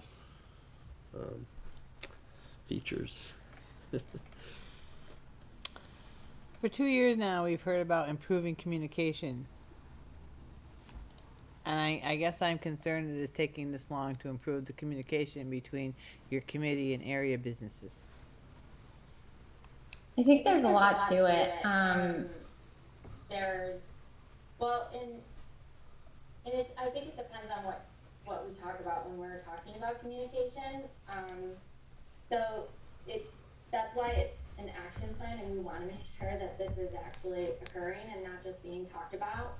And the business outreach has been one start of that, but even as we've done that and it's starting to get better, there's a lot that we need to do. So Jean can speak to it. She's worked a ton in the last year to clean up and make sure we actually have like a solid distribution list for all of our businesses that we can reach out with initiatives. We can send some email blasts, etc. I think it's going beyond that. So it's getting really clear on what do we want to communicate, when do we want to communicate it, and how are we communicating it. And so that's what we're working on, and we'll have really solid in the next 1 to 2 months, so that we can continue improving that. Because agree, I think that all of us agree, we've done a lot of work, especially Jean, but there's a lot of opportunity for us to just get really sharp as an EDDC on how or when are we communicating. Thank you.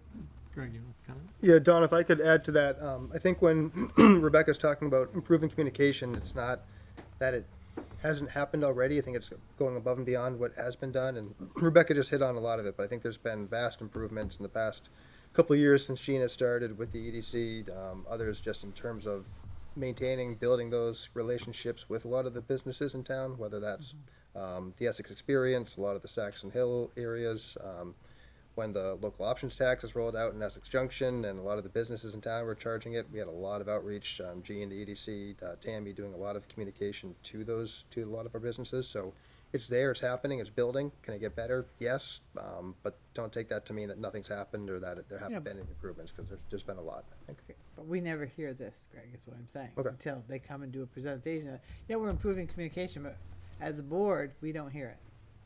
And I think it's important for them to keep that line of communication open, especially if they're going to start asking for more money. Yeah, I think it's totally fair. And I think the other piece is that there's different stakeholder groups that we're communicating with, right? We're communicating to businesses, which is one piece of it. We also want to really get the public more engaged in understanding about the businesses and understanding about some of the programs. And again, Jean and Tammy and a lot of the town staff have done an amazing job in some areas over the last few years, but it's about how do we better support that as a full EDC, and how do we make sure if we are running some of these programs, or we do want more engagement across, like engaging or understanding what the EDC does, etc. Like that's our responsibility as a committee to make sure we're doing that.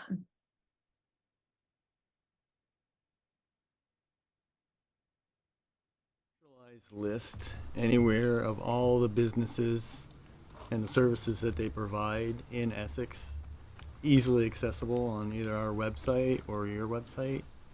Just curious. Jean, did you hear the question? Yes, there is. We've got, as we're talking, we've discussed for actually the past year with Tammy about when we redo the website, we'll then publish the list. The list is almost a living, breathing entity, in as much as it's not perfect. But it's getting very close. And we have personal information on it that probably wouldn't be published, and we would have the public information as into the company, what do they do, how many employees do they have, the personal contact of the CEO or something like that we wouldn't do.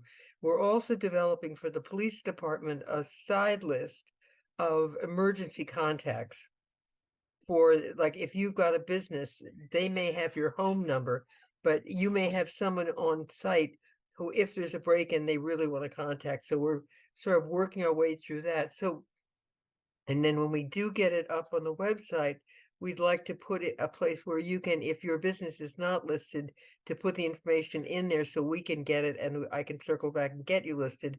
Or if there's if it's incorrect, or if there's anything else they want to put in, we can do that for them. So there's that kind of communication facilitates getting notices like the local options tax out to businesses. The other part of the communication is communicating both state law changes, particularly around childcare, because Act 76 is a moving target with calendar dates. And we would like to develop a sense with the business community that the town is a source of information for them and a conduit to all of the various state agencies that handle it. And that's the part that more formal and more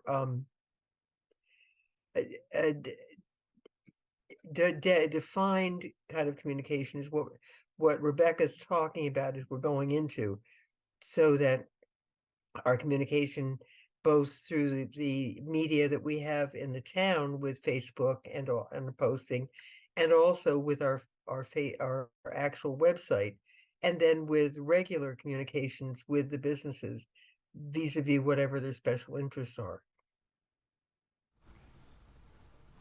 So that's a very long answer for a yes, and I apologize for the length. Thank you. Any other questions or comments? All right. Thank you, Rebecca. Thank you. And let's keep talking. Yeah. Definitely. Thank you. Okay, now let's move on to our next business item, which is this work session continued on the fiscal year 2025 budget. And so the memo in the packet shows that we're now, I think the current proposal with all the pluses and minuses has us down to a 3.8% tax rate increase. Is that what Yes, that's correct. Yep. And so one of the questions is, do we want to leave it there, or do we want to add more to the budget to make next year's increase less? Is that the? Yeah, I mean, we're kind of at a point where 3.8, kind of meets your original goal of trying to be under 5. We've been fortunate with some of the changes in the past couple of weeks as numbers have crystallized, especially with the VLCT's insurance number. We do offer a few possibilities kind of in the middle of the second page for, highway items or items that have been discussed before in terms of part-time, half-year people as possibilities. But at this point, we're pretty happy with where it's at and kind of look to you for, your considerations about these possibilities of further items. Greg, you want to add more? Yeah, just a little bit. So the next this item and the next two on the agenda, work session on the fiscal year 25 budget, the capital budget and 5-year plan, and the fund balance item all kind of roll in together. So happy to talk about all three of these together. We put them as separate items on the agenda just because if you take any action, you do that separately, but just wanted to, these all blend together. Just to reiterate what Dan said, we're down to that 3.8% tax rate increase now. A lot of that, when we originally presented the budget, we were just a hair under 5% projected increase. A lot of the changes that have happened that have brought us down there have been nothing particular that we've done to make cuts. It's been more the insurance has come in lower than expected.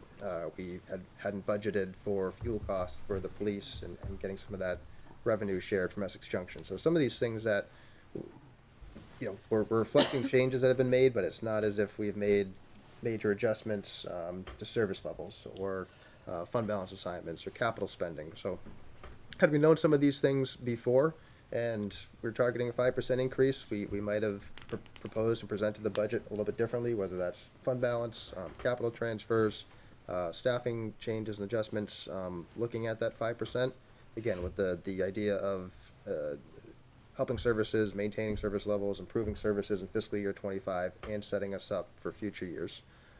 There's a chart in here that we've included that shows some basic projections of what the tax rate might look like in the coming years based on some assumptions about interest revenue, reducing the use of fund balance, average budget increases, stuff like that. So that kind of gives you a sense of where we're going just based on historical averages. So I wanted you to be able to see that, have that in mind as you make some decisions. But with that, I'll turn it back to Dan, Marguerite, any of you, and kind of get a sense of where you're going and what your reactions are. So, right, we asked for 5% or less. We're at 3.8. So there's a couple ways to look at that. One is, yeehaw, let's go with 3.8. Another way to look at it is say maybe there's a little headroom to add more stuff in. if we'd like to have those discussions. To get back up closer to the 5% that we asked for.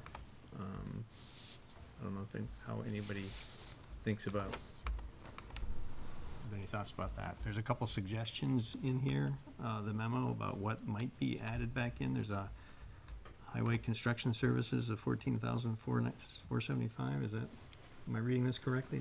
That's what's being suggested as possible? Yeah, that is one of the possibilities. Kind of early on in the process, we had asked Aaron in Public Works, where could you maybe take a little trimming, because we were trying to get a little more under the 5% number at that time. So just keeping those couple things in mind now that we've kind of snapped a little further below that 5% number, maybe a reconsideration of whether that line item could be fully funded again. And then there was a storm sewer maintenance, similar situation, I assume, for 6350. Yes. Yep.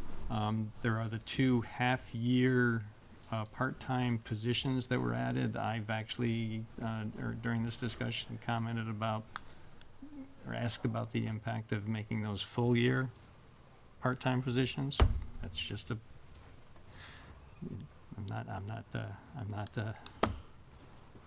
just things to consider. Another possibility might be to increase operating transfers to capital, if we think that's appropriate, or whether or not the 325 of fund balance that we have proposed is appropriate. So, any thoughts? Anybody want to make any changes? Or are we happy with the 3.8? Want to go with it as it is? It's Kendall, go ahead. Trying to stay out of the weeds. The big suggestion I would make is that your projection shows going up to a 6.5% next year, and that you could trim that by increasing this budget up more. So personally, I'd rather go to 5% this year if we could go to 5% next year versus 6.5%. Just looking at it as evening it out. There's no sense in saving a little bit of money this year if we got to more than double it next year. This is the way I'm kind of looking at it. Anybody else have thoughts? I'd like to see 1 through 4. And if we can't come to an agreement on 3 and 4, I would definitely like to see 1 and 2 added into the budget. So say to add back in the 14,475 for summer construction and Yep. the 6,350 for storm sewer maintenance. Yep. And then possibly the 2 positions. So if we added all 4 of those, where would that put us? Yeah, so I note this down below in the memo. Adding those 4 items is a little over $49,000, which would cause us to go from 3.8 to 4.25% tax rate increase year over year. So we're still well below the 5% that we asked for. So you could add those in without going back over. Yep. But- And yeah, we could definitely do that. Just one other thought that I don't think we included in here, but coming to mind now, probably the biggest unknown at this point, and I look to Dan and Marguerite to correct me if I misspeak here, is we're getting ready to go into negotiations with the AFSCME. We budgeted a certain salary projection in there. We think it's a conservative estimate that'll give us some room with negotiations, just based on the market and what we're seeing and hearing. That said, until we have that contract negotiated, it's probably going to be coming in after the budget's approved. That might affect salaries and benefits in the coming year as well. It could go either way, but just wanted to point that out. And like I said, I think that's the last probably big piece of uncertainty as far as the budget goes. And I don't think it's huge. We don't have it yet. We don't have the final number. That's why I say put the money back into Public Works. And also, one of the conversations we had earlier in the budget year was that these positions that were going to be funded as a half a year are projected to be funded for a full year The following year. year. Right. So to Kendall's point, with those 4, we would be enlarging the budget this year to lessen the enlargement next year. Yep. This would be a smaller increase because it's based on a bigger picture. budget. smaller percentage increase because it's got a bigger baseline. Yeah. Bigger baseline, yes. Don or Tracy, any thoughts? I could support 1 and 2, but not the rest of, not 3 and 4. I'm good with 1 through 4. So Kendall, you just made a general increase, not a specific to any particular. No, but I would support 1 through 4. I can see the writing on the wall. They're going to go to full time, so you may as well increase them to full time and up the budget. It's Still not full part-time. time. It's full year. It's Right, but I mean they're part-time going to go full to year. the full. But yeah, next year. Sorry, yeah, misspoke. Yeah. And then I would leave 5 and 6 out of this conversation, and I would push really hard based on the information that Dan has provided, that we asked to go from 3 cents to 4 cents on our capital tax.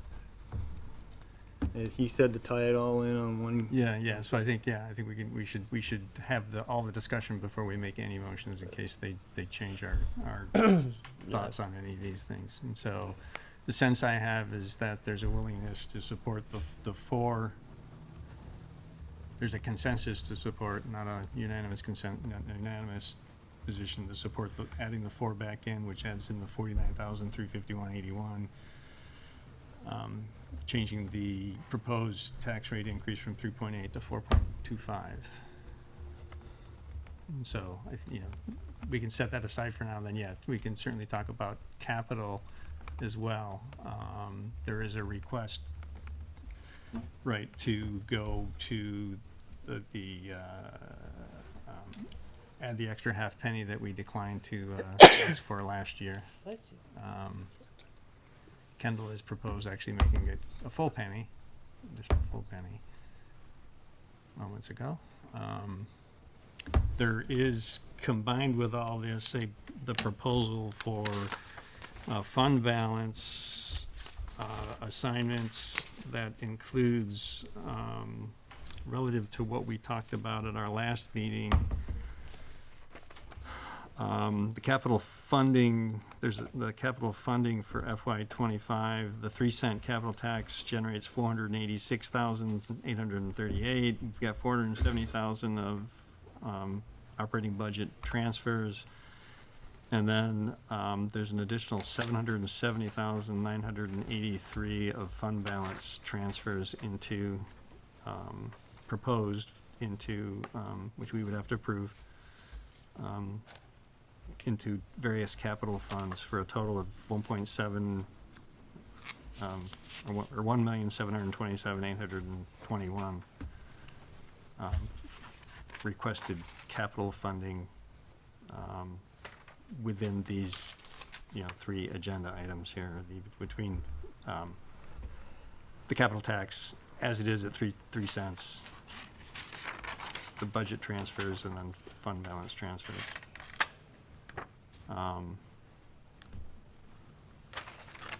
Half a penny on the capital tax would increase, would add another 81,140. So I guess there's a couple questions here. One is, are we okay with the proposal for the 770,000 fund balance transfer, and do we want to ask for more capital tax this year?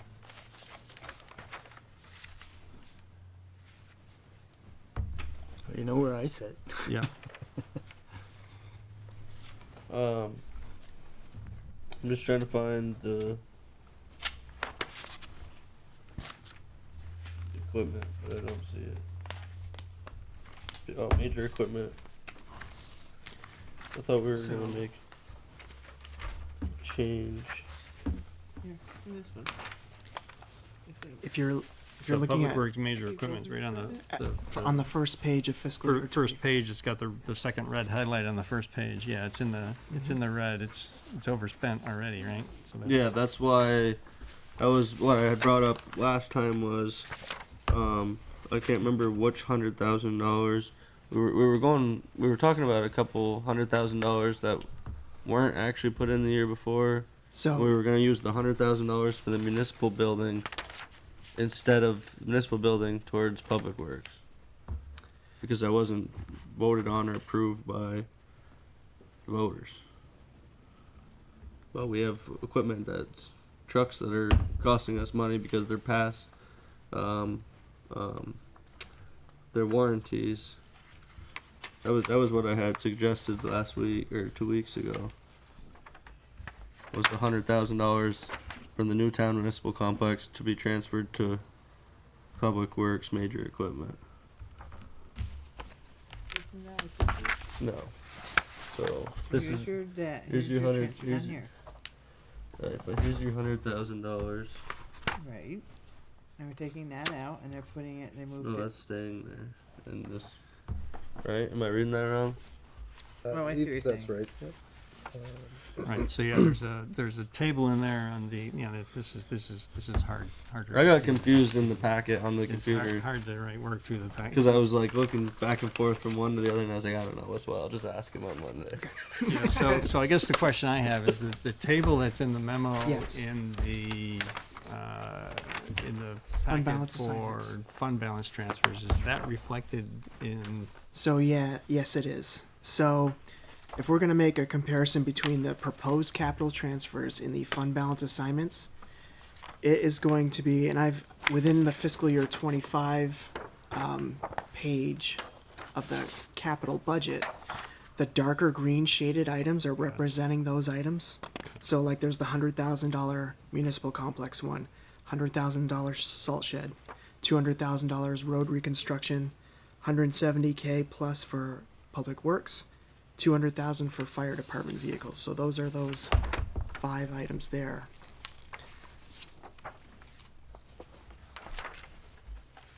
So it's in that 4th green column, fiscal year 25 additions, transfers between projects budgeted. Right. So that's the correlation there. And just to kind of keep working along the fiscal year 25 capital project. So there's the capital tax of $486,000, which Andy spoke to, the $470,000 of operating transfers. The 3rd column there includes grant revenue, interest income as well. The interest income is the $95,000 number at the bottom, or on the 2nd page of that piece. And then that 4th column is $855,983 because there's also a, it's the clerk's records preservation piece of about $85,000 that's on top of the $770K within the fund balance assignments.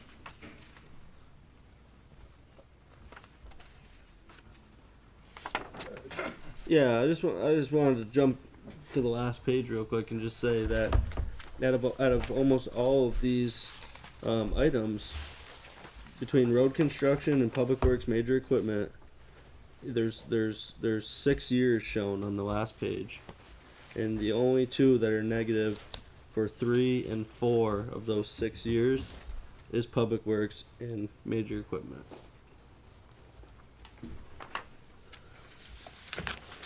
Which has been proven in all these attachments on the cost.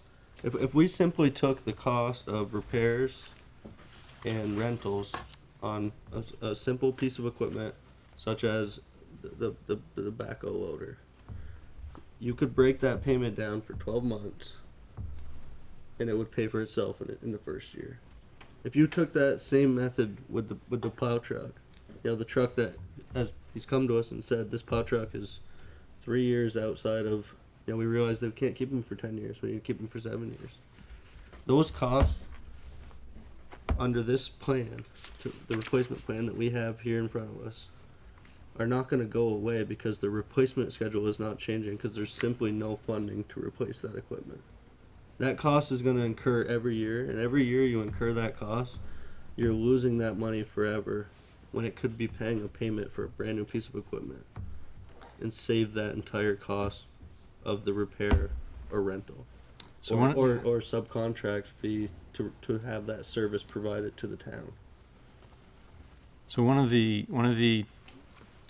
fund balance transfers that's being proposed is $170,983 to Public Works major equipment, which will erase that negative number.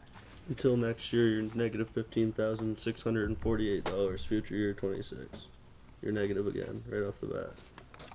It puts you in the positive Well- for 1 year. So we're gonna go through this discussion every year, and so, yeah, we can add more next year too. So we don't have to solve all year's problems this year. Right. But we're not going to get ahead of our failing equipment if we don't, if we continue to level fund it. Who said, no, nobody has said we're gonna continue level funding our capital. No, we won't increase it. Right, but the increase is not enough to cover the cost. Right? If I know my mortgage is $100,000 for the year, and I'm budgeting for 2 years, and I'm only going to budget $180,000, saying, well, hopefully I'll come up with another $20,000 next year. That's not a very good plan. Yeah, so, when reassessment completes, everybody's home value is gonna go up. Our capital tax revenue is gonna go up proportionally. Right. We don't know what that number is yet. Go ahead, I'm trying to. So I guess my question to the board would be: is everybody else in agreement of setting aside $100,000 for a municipal complex? Yep, because that's money we won't have to ask for later. Everybody's in agreement with that, Anybody else? Yeah. even after all the public feedback about spending all that money without having them vote on it. I guess that's out of the question, but just really look at those repair bills in the equipment replacement plan, because the drawings on the wall. Until we move those dates and use the recommendation from our public works director about equipment replacement, then we're never going to get ahead of those bills. Yeah, and just to reiterate and kind of get into that schedule a little bit of the PW major equipment, you know, our estimate is to set aside $320,000 annually. And that's with vehicles being more on like 9 and 10-year plans rather than the warranties that you're speaking of too. So, you know, kind of stretching out those values, if you will, those time frames.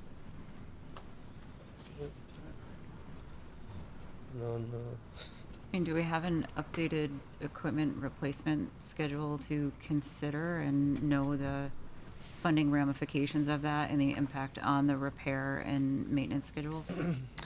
Well, so as part of this packet, there is an equipment replacement schedule on the back end of this. The two areas that I've highlighted are the fire department vehicles and the public works major equipment. I mean, those two capital line items are very much populated by several things, you know, especially public works has many vehicles. So they act a little differently than the other line items in the capital projects list, where you can say, oh, salt shed, we're gonna spend this much and we're gonna get grant revenue over 3 years, and A plus B gets you to C. But in these two other cases, it's a lot more complicated because we have 10 vehicles or 20 vehicles per schedule, and we're trying to estimate what a replacement cost in a year would be and trying to figure out what the savings would need to be to catch up to those points. And the capital plan looks out 5 years. The vehicle replacement schedules that Stan's referencing, the fire department vehicle schedule goes out to 2036. The public works vehicles plan goes out to 2032. So we're looking, 10, 14 years out, trying to get at the total cost, and then, okay, each year we need to set aside X number of dollars to fund that 10, 12-year schedule.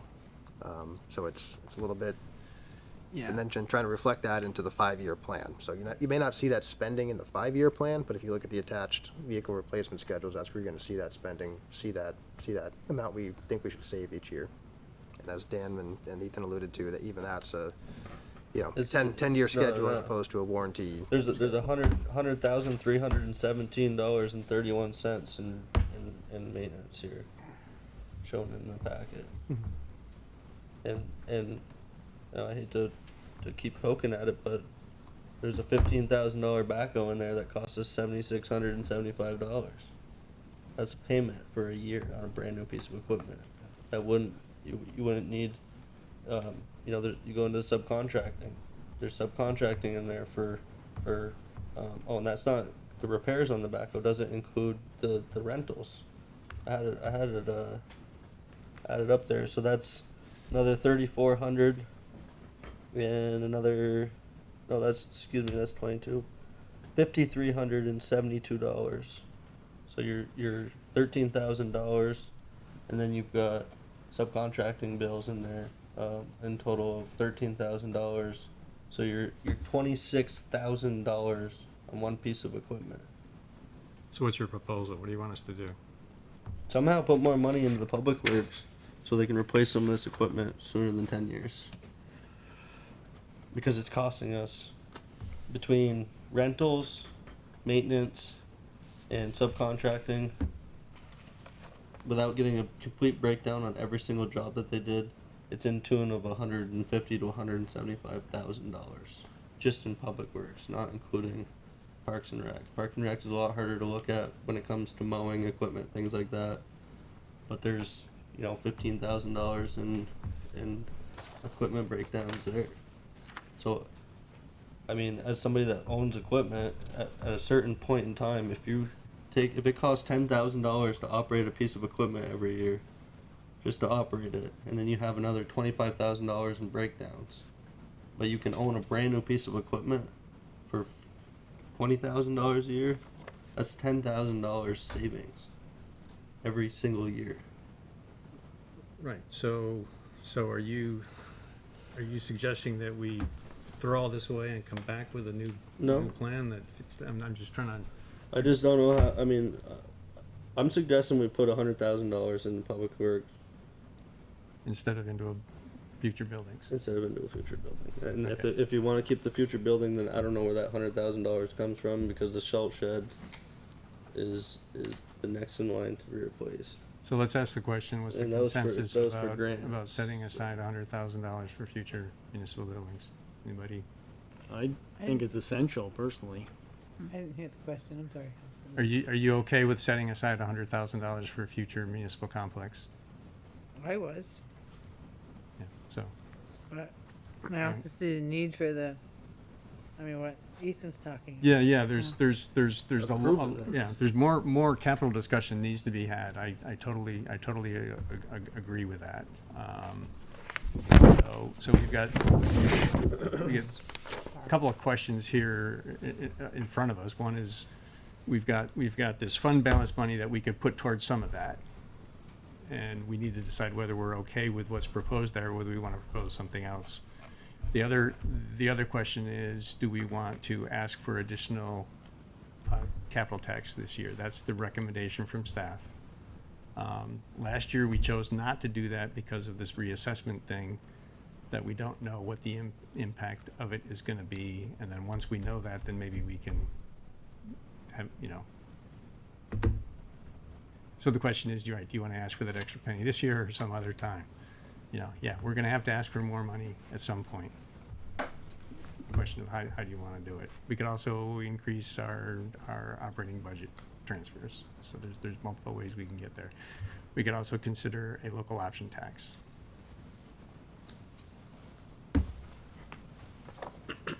The question is, do we want to do any of those moving pieces this year? I don't know, I guess I'm struggling a little bit with where to start on that. And I could ask the question, do we want to, ask for an extra half a penny or more on capital tax this year? Do we want to continue our strategy that we had last year, of waiting until reassessment is done and then relook at the question and set it based on what we need, rather than without knowing what the denominator is going to be? Or is it the numerator, whichever? Well, I might suggest that we originally looked for a 5% increase to the budget, and with those 4 items added, you're at a 4.2% increase. So you're below that goal. The benefit I see of asking for a 4-cent capital tax versus a 3.5-cent right now is that will give us more money in the short term, and it will also put us closer to where we need to be based on all the information that we have. And even after the grand list, we know that that's not going to be enough potentially, but maybe at that point we'd only need 4.5 cents versus having to go up. So I'm just looking to get us there quicker. Your other option is go for the 0.5 cent that they asked for and put more of the fund balance directly into the capital budget to make up that difference. The other thing you can look at with the capital tax is that ultimately we want to get to where we fund our capital through the tax. So as you increase your capital tax, you can also reduce some of the operating budget transfers that you have to go like a direct line, so that you could show your taxpayers that, look, we increased it by 100,000, but we pulled 100,000 out of the operating budget. So it's a net balance. Just talking. Yeah, I kind of look at that as a step function thing that we have to watch as we go, because inflation will probably be increasing operating transfers to a point that triggers us to ask for more capital tax, and then I think it may have to ride that way, because there's I don't believe that we'll expand our grand list fast enough to keep up with our capital needs. Right. If you only have the capital tax funding capital. Yeah. Or you go to local option tax and say you're going to use that for capital or for buildings or whatever. But, I mean, what is the process of asking about a local option tax? I mean, the last vote was pretty conclusive. They didn't want one, right? the last time it was voted on for the town was at a town meeting. If we went to ballot, I have no idea how it would go. And Essex is, we don't have to do a charter change. We're included in whatever the statute was that allows Essex to go to ask for a local option tax without first updating our charter to give us the authority to do so. So we could, the five of us, choose to warn question of local option tax at this coming town meeting. Yeah, I mean, at the risk of getting castigated, it's really hard to ignore all of the benefits that has provided to the places that have it.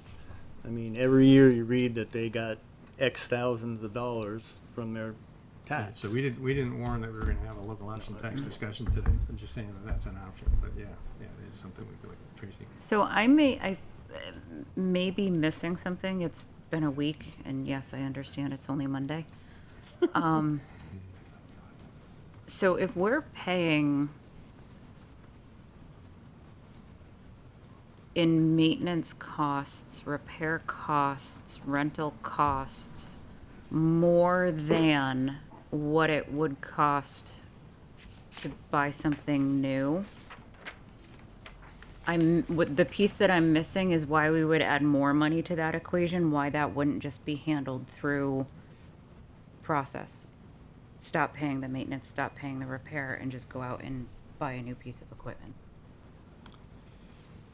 Yeah, I'm not close enough to that individual decision within the departments to do it. I mean, obviously that we've had times where, fire has gone out to bid for certain things and different departments would go out to bid for certain things. So I'm not, I'm just not in the right place to say, what's that decision point? This machine's costing us too much to rehabilitate constantly or, do something with. So what's the point where we do turn around and just say, oh, let's just turn into the next generation of that piece of equipment. So Yeah, it does happen on some base, some time frame where we do get those requests from Public Works or the fire station where they'll come in and say, hey, this vehicle isn't due, but it has these issues, and we want to make an exception and go forward with our capital purchase now. So those decisions are made. They don't stay. It's not an ironclad policy. We often, not often, we have It happens. a handful of times in Yeah. my 10 years on the board done that. And to that point, the previous grader before the last grader was bought was kept for, and I'm gonna be quoted wrong here. It was either 26 or 28 years, right? And it was said to me by old people who lived here for a long time and watched the budget long before I did when I started in 2018, that grader in the last 15 years paid for the new grader in repair costs before it was finally replaced. So that's the answer that I think Tracy was looking for, is that 9 to 10 year plan Sometimes they ask for it. is sometimes the they don't. problem. Especially when a lot of the costs that was at our budget day session was said to be that the trucks aren't lasting 9 to 10 years. Yep. The So warranty's Ethan, we 25 to get, 7 we years. get the point, we get the point, Okay. and it's, So, yeah, yeah. The and question was it's- asked, I was Yeah. explaining it a little bit. It's history of Essex. It continues to happen. It'll continue to happen until it's solved. But it comes down to revenue. Yeah, you burned $100,000. We'll burn another 100 next year, no problem. Yep, as I said, we need it, we either very soon, either now or very soon need to start raising more money to put against capital. That's the question. Do we want to go forward with an additional half a penny?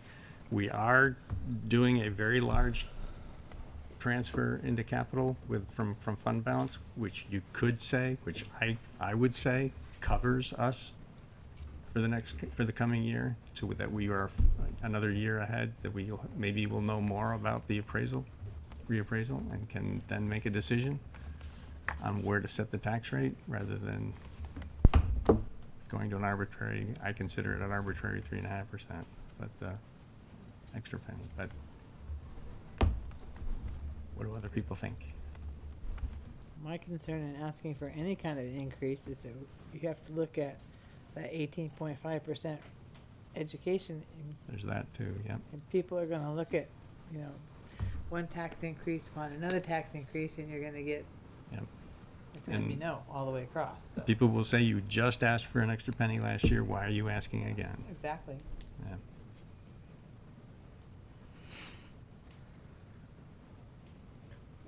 I mean, I do understand, Ethan, what Move you're on. trying Move on. It's fine. and I understand what Kendall's trying to do. There's and- $100,000 there for a municipal complex. That we won't have to ask for later. And 'cause you'll we're have gonna a build fun it. time explaining it, and I'll say, So- I tried to tell him. All right, so my question is then, why are we setting $100,000 aside for the municipal complex? What is that gonna get for us? Are we gonna, Yeah, just, Sure. I mean, the answer, he's concerned about the Mhm. money, and let's find out what. No, I would say it's a drop in the bucket, and Oh, I know. we have in here, very early preliminary projections for a new municipal facility, town offices, and it's, including community space, rec space, programming Yeah. space, auditorium, plus a fire station is roughly $40 million. Again, Right. very early projections. We've talked roads and infrastructure on that site, probably going to be another $1.6 million. What we don't know, and I think I sent you all an email, we're looking to put something on the January 8th agenda to start to talk about time frame for that municipal complex, how we want to consider options for funding, what we can do, how we can do it. We don't know. We haven't heard much from the public yet as far as what they're looking for as timeline, what's important, what buildings they want to do. We could be talking 10 years out. We could be talking 20 years out. We could be talking 3 years. We don't know. So it's to start. The $100,000 is to start moving in that direction. Maybe it goes towards the infrastructure. You prep the site, and it's $100,000 towards that 1.5, 1.6. Maybe it accumulates over the next few years, and it's that much more money that you don't have to bond for, which helps in interest rates and long-term spending and saving as well. So, short answer, we don't know exactly what it's for. Long answer, it would be used for something on that site. And So in right, my you- point, nothing should be done on that site until there's a public vote For what? for funding to do anything on that site. And if you invested this money back into the community, you'd have a chance to save the money that would in turn give the community more money. But that's all I gotta say. So we do need to move forward here. Should we discuss fund balance transfers? I guess that is part of that discussion, the 100,000 for. Can I ask a clarifying question? Mhm.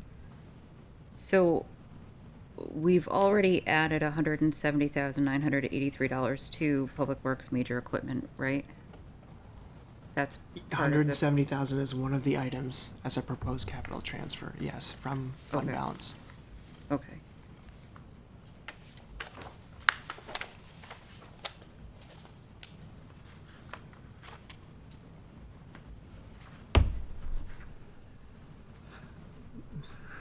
Yeah.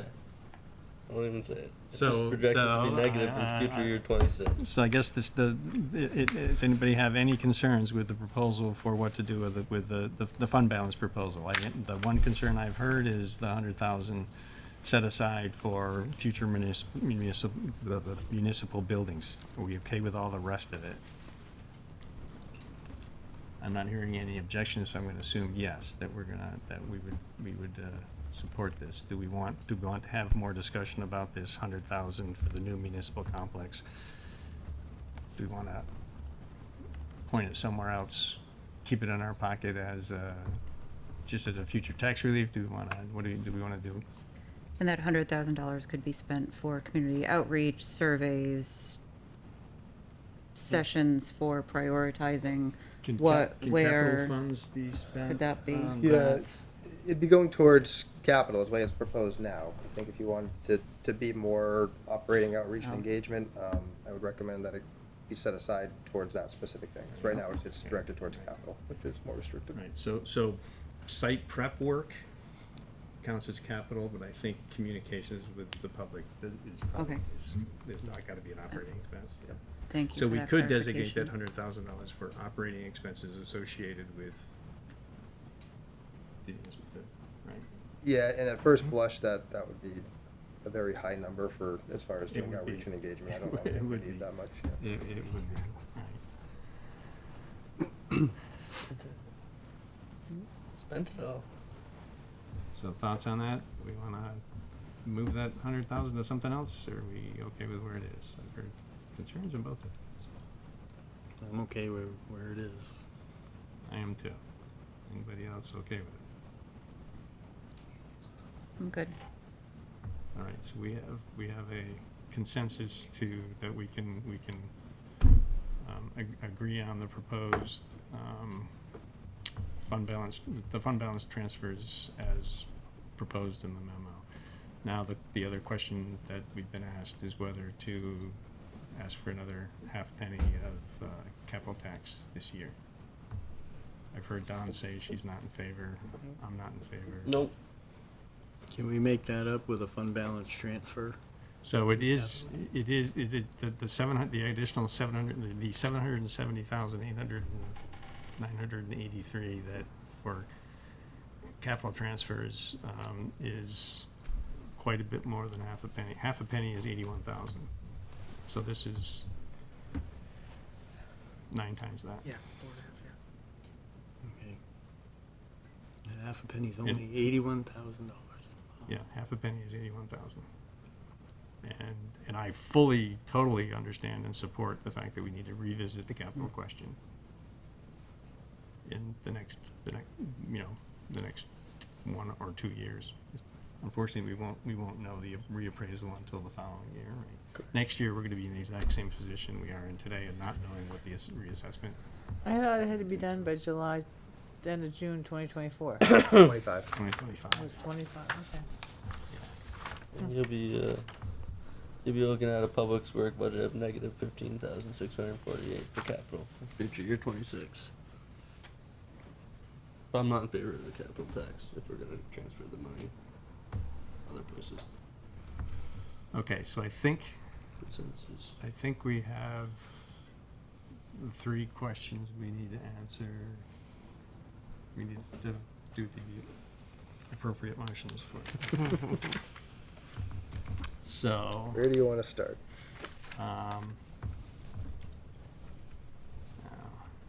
so I have to say I'm at a disadvantage today because for some reason when I'm in the same room with Marguerite, my mouse controls her cursor. So I have to use my. It's a bizarre thing. I had to So I get have a to use my wire. finger. I know. I was like, I'm gonna get my wire. So the let's see, the question here, we've gotten through we've done more, work session. We need to adopt the municipal budget and warn the public hearing. Yes, and that's down after all So 3 topics. you want us to do the other ones first? You Might could be- approve the capital budget and 5-year plan and warn a public hearing. You could approve the fund balance assignments, Right. and you could adopt the fiscal year 25 municipal budget and warn the public hearing.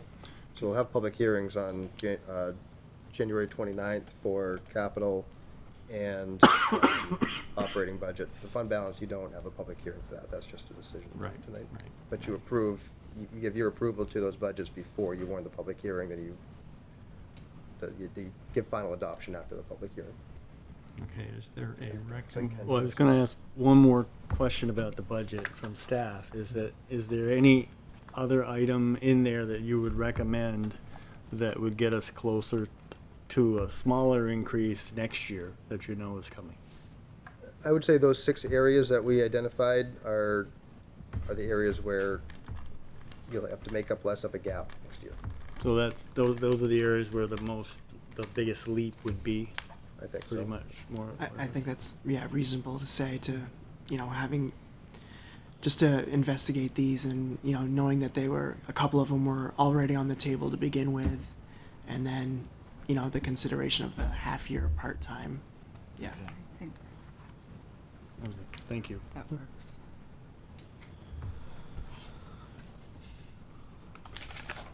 You want a motion? Yes, please.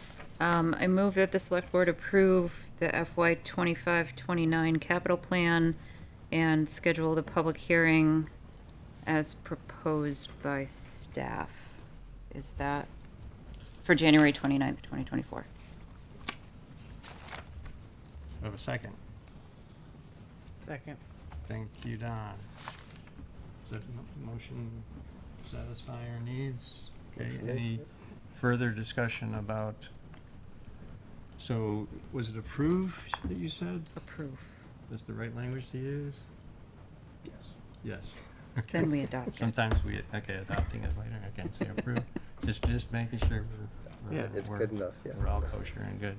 Any further discussion about approving the capital plan and warning the public hearing? Okay, all those in favor, please say aye. Aye. Aye. Opposed, say nay. Nay. Okay, motion passes 4-1. Okay, and now we need a motion to, for the fund balance assignments.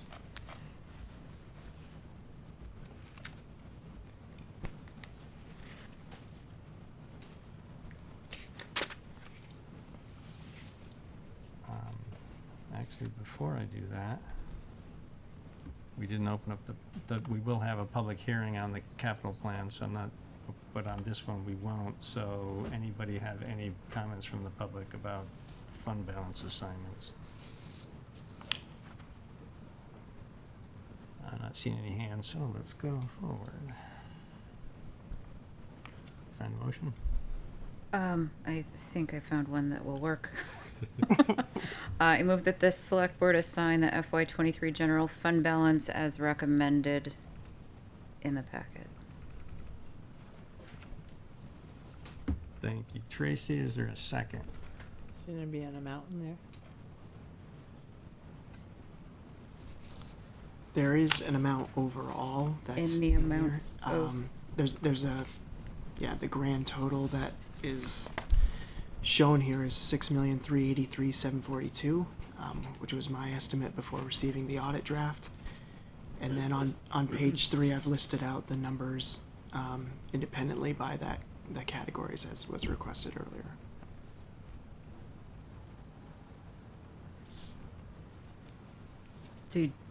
Do you want me to read the?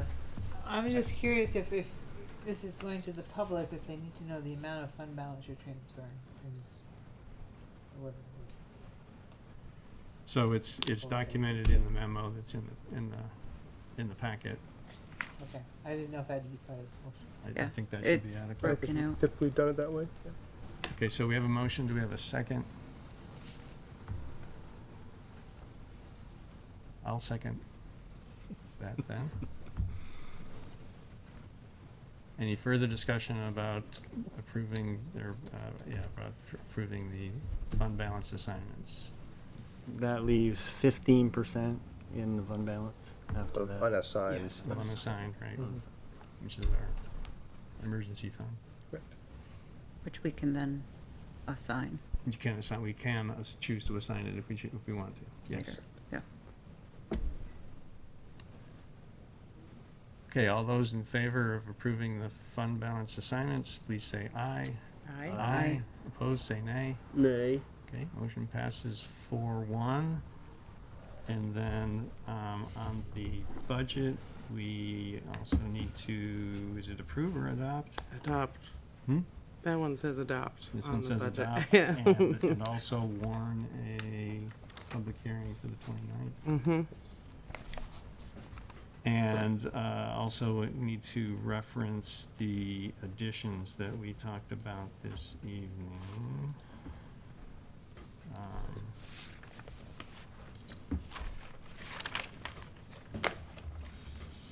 So what's the right way to do that?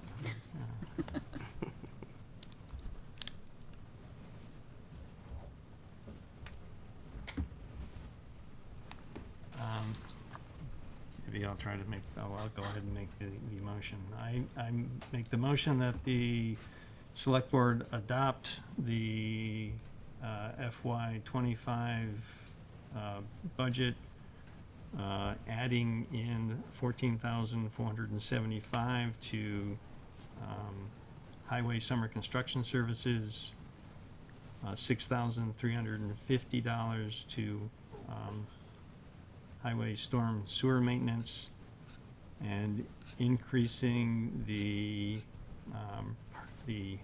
part-time admin assistant and part-time parks and facilities trail coordinator positions, extending them to a full year.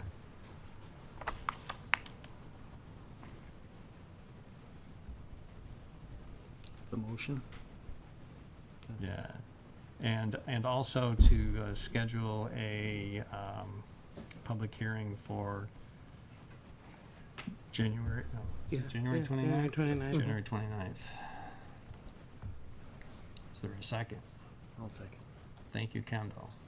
Any further discussion about adopting the budget and warning the public hearing? Do we need a total amount for the? I know you had added in the additions, but for the paper we have. Yeah, it We'll- brings, it brings it to the 4.209, Yeah, Dan, do you have one? 2509. You can just read it out.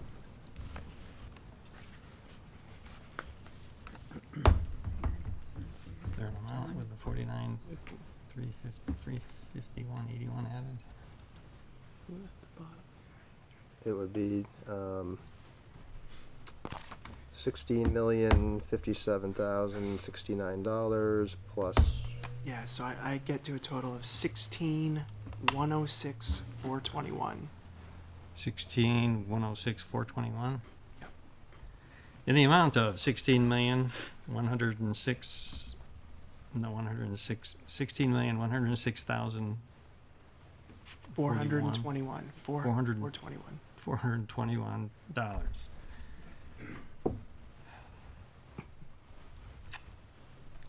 And Kendall, I second. you're okay with the second for that change of adding in the explicit amount? Okay, any other discussion?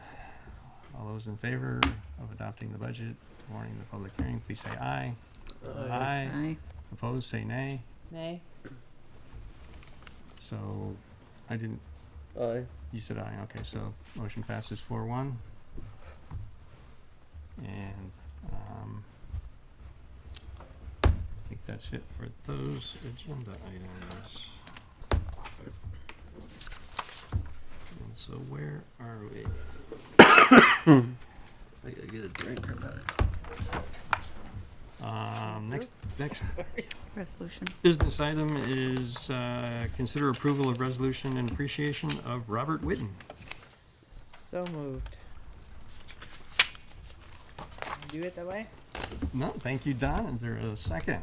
Second. Thank you, Kendall. Do we want to read the resolution into the record? I'll read it. His proper pronunciation is Whitten. Yes. Yes, thank you. Resolution in appreciation of Robert Whitten. Whereas Robert Whitten was hired as highway crew member for the Town of Essex Public Works Department on October 17, 1983, and whereas Robert Witten will be retiring on December 29th, 2023, and whereas Robert Witten has been an integral part of the Public Works Department supporting both the community and his fellow employees, and whereas Robert Witten has played a leading role in the operation and maintenance of the water and sewer systems throughout the town of Essex, and whereas Robert Witten has been an indispensable team member for the water and sewer department throughout his tenure, and whereas Robert Witten has been a dedicated, loyal, and dependable employee of the town of Essex, now therefore be it resolved that on the occasion of Robert's retirement, that the Essex Select Board, on behalf of the staff and citizens of the town of Essex, hereby extend our most sincere appreciation to Robert Witten for over 40 years of service in making Essex a better community in which to live and work. Adopted this 18th day of December 2023 by the town of Essex Select Board. Thank you, Kendall. Any further discussion? Thank you for your service. Yeah, Bob has been a tremendous resource, tremendous employee for the town of Essex. He will be sorely missed. He's been running our water sewer systems for 40 years. He's been great. So wish him well in retirement. It's well earned. Has Aaron tried to work his magic like he did with Dennis? With Robert? I think he's tried. I'm not sure if it's going to work in this case. But you never know. Yeah. All right, any further discussion? All those in favor of approving the resolution, please say aye. Aye. Opposed, say nay. Okay, motion passes 5-0. Next business item is discussion on potential action about evaluation of town manager. I believe the question here is whether we want to make any changes to how we did this last year. Are we okay with the survey that we sent out? Are we gonna get a hard copy of that survey? 2 of them, like last year. We can do that. Yes, Please. hard copy can be provided, Thank you. and we'll figure out a date that they will be due by back to Travis, and then we'll also have ask staff or department heads to complete as well. Does anybody have any concerns or questions, or want to change any of the questions that are on that? It looked good, and thank Travis for his extra work on it. Okay, so do we need to do anything to start that in motion? I don't think so. Jai. It sounds like you're ready to move ahead. I don't think we need a motion, so I'll work with Travis and get the ball rolling on that. I think the goal would still be to have it done by the end of March. Just because the 5 of you are the ones who I've worked with over the past year, so in case there's any changes on the board, just looking back for the past year, so we'll probably get into this early, middle of next month, try to wrap it up, at least have the evaluation forms done by hopefully your second meeting in February, so you have some time to discuss and review for the end of March. And we will start that with no motion necessary. So. All right, great. Any other comments? I thought Ethan, like you were about to say something. No, my throat's killing me. All right, so then this next item about appointment or employment, was that Not sick associated anymore, with just the? That's separate. That's separate, Yeah, so you we do should want to go. have executive session for that? Yes, please. Okay, all right, and then, HIJKL, that's an L. Discussion and potential action about town manager's employment contract. The question here is whether the way this has been done has taken place in the past is the select board has generally authorized the chair to negotiate contract terms with the manager. Of course, subject to review of the entire select board. We can certainly talk about the anything that's proposed, either requested by Greg or what we want to counter or whatever. We can do that in executive session during meetings if you if you want to, or you can authorize either me and Tracy. How do you want to do this? How do you want to proceed negotiating a contract or getting a contract together? Because Greg's contract's up end of June. I would like to see 2 people involved in it. Let's work as a team. You amenable? I am amenable to that arrangement. Sorry.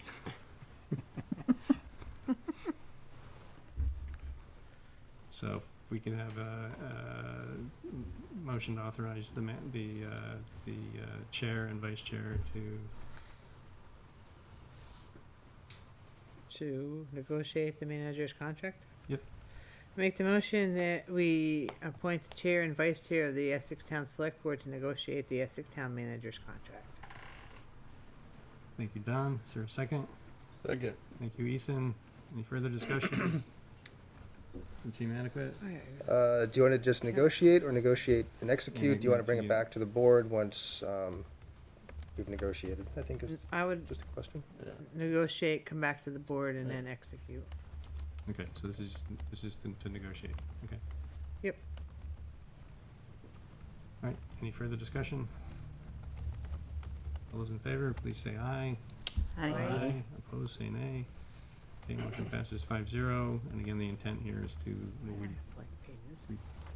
yeah. Was there a second in that? I second. Okay. Ethan great, did. thanks. Ethan seconded. Sorry, missed that. Okay. All right. So consent agenda. I make the motion, we accept the consent agenda as presented. Thank you, Don. Is there a second? Second. Thank you, Ethan. Any further discussion about consent? I was confused about the stars for the consider approval of extension of deadline. It was just a contract thing, so we put it on there just in case you wanted to pull that off and go into executive session. You don't have to by any means. It's just the options there if you wanted to discuss a contract. That's all. So it's all set, right? We're just gonna extend it. So. Yeah. Thank you. Right. All those in favor of approving consent, please say aye. Aye. Opposed, say nay. Okay, motion passes 5-0. Reading file. Any board member comments? Go ahead. No, you go Oh, first. Don, I saw your hand first. I wanted to wish everybody a Merry Christmas, Happy New Year, and thank you all for your hard work this year. All town employees, thank you. Thank you, Don. Second.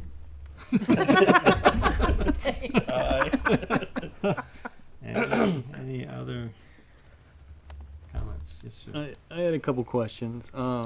One about the town's overweight permits. It appears to me that an overweight permit should be given to somebody that needs it for a specific purpose for a period of time versus a blanket. Here you go, just use it on all of our roads whenever you want. Is that a mistaken impression or?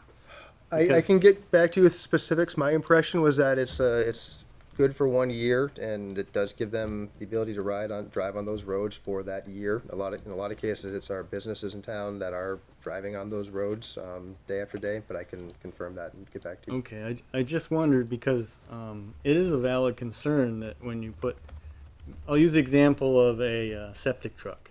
Usually they'll have an overweight permit and they can go on dirt roads in the spring because it's an essential service. And that's the only time that they can go versus you might not let dump trucks go on that road unless it's a pressing concern. You wouldn't give somebody an overweight permit to use the road unless there was a reason for it. So it just seems like a conflict to me that for $5 or $10 you can give a company or an individual business, whatever, a permit that lets them go on roads that aren't rated for what they're carrying all year long. It definitely seems like a money loss. That was a question that I had. I also had the same thought with that, and I'd be curious whether, like, what the true cost is on the wear and tear on our roads, the maintenance, things like that. I mean, if you can pay $10 to have an entire fleet be overweight, it doesn't seem like that really. We're spending money instead of having the business or the fleet actually be paying for that maintenance. Yeah. But do we get to set that fee, or is that by statute? Can I answer what I know? Because I Yes. researched this because I was curious. It's set by the DMV. We don't have any real say in it other than we can issue the permit and collect the money. And the year term is set by the state, and they don't grant any exceptions. See, that it's just the point that I've always had was that if somebody's building a house and they needed to move big trucks, you would say, okay, you can get an overweight permit to build it in February where the roads are posted, but you can go for that purpose. And it just seems like to give all, I don't know how many overweight permits there are, but there must be quite a few to use some of the roads that aren't rated for that weight, so. And $10, I mean, that doesn't pay for anything. Yeah, it's the state sets that fee. I don't know if our charter change around fees would allow us to change that. I don't think so. Probably not, I don't not think with so either. DMV. I don't think so either, yeah, so. And the final thing was I wanted to really thank Public Works for their projects update. There was a lot of information in that. That was great. Yeah. And actually, probably wish them the best of luck after all this flooding. Yeah, they've been out all day watching and They have. monitoring and taking care of the roads and the culverts and trying to keep our stuff open as best as we can. Yeah. So, So yeah, thank long day for them. Ethan? So, excuse me. I was in a conversation with my neighbor the other day, and she was asking me some questions about the land. And my question is I understand that a lot of the material that was discussed before the board made a decision was under executive session, but there's been no public release of information on site details or the MOU. It hasn't been put in a packet. There was simply a press release, and I was asked about these questions, and I said, here's some of my reasons why, because now that it doesn't affect the acquiring of the land, in my opinion, it should be a public record. So I'm just curious when and if the town was planning on making any of that available, especially the MOU. They're all available. I've released, I had one records request where I provided the closing documents and the memorandum of understanding for the access. We did put out the press release acknowledging it, that those documents are public, so anybody can ask for them. Happy to turn them over. As I mentioned earlier, looking to have a business item on January 8th, so your next meeting, to sort of put out timeline information. I can make a note to include the MOU and the closing document as part of that. Certainly, if you have other things you want to discuss or talk about at that meeting, please let me know ahead of time. We're going to be trying to gather information of timeline to where we got to how we are and where we are, and thoughts on how to move forward from there. So, yeah, certainly. Yeah, one of my requests would be the VHB study, because that was paid for by the town. Mhm. And I believe that we should just be transparent and make that available in that packet. Yep, per se, with the that should MOU. be fine. Yeah. So, Mhm. But she had asked me, and I looked for it, and I said, I'll ask. Yep. Right, anything else? All right, so we do need a executive session motion. Is that the one about public officer or employee? Yes. Okay. I move that the select board make the specific findings that general public knowledge of contracts would place the town at a substantial disadvantage. We don't need that part. Oh, okay, Yep. thank you. I move, that's what I asked. I didn't know.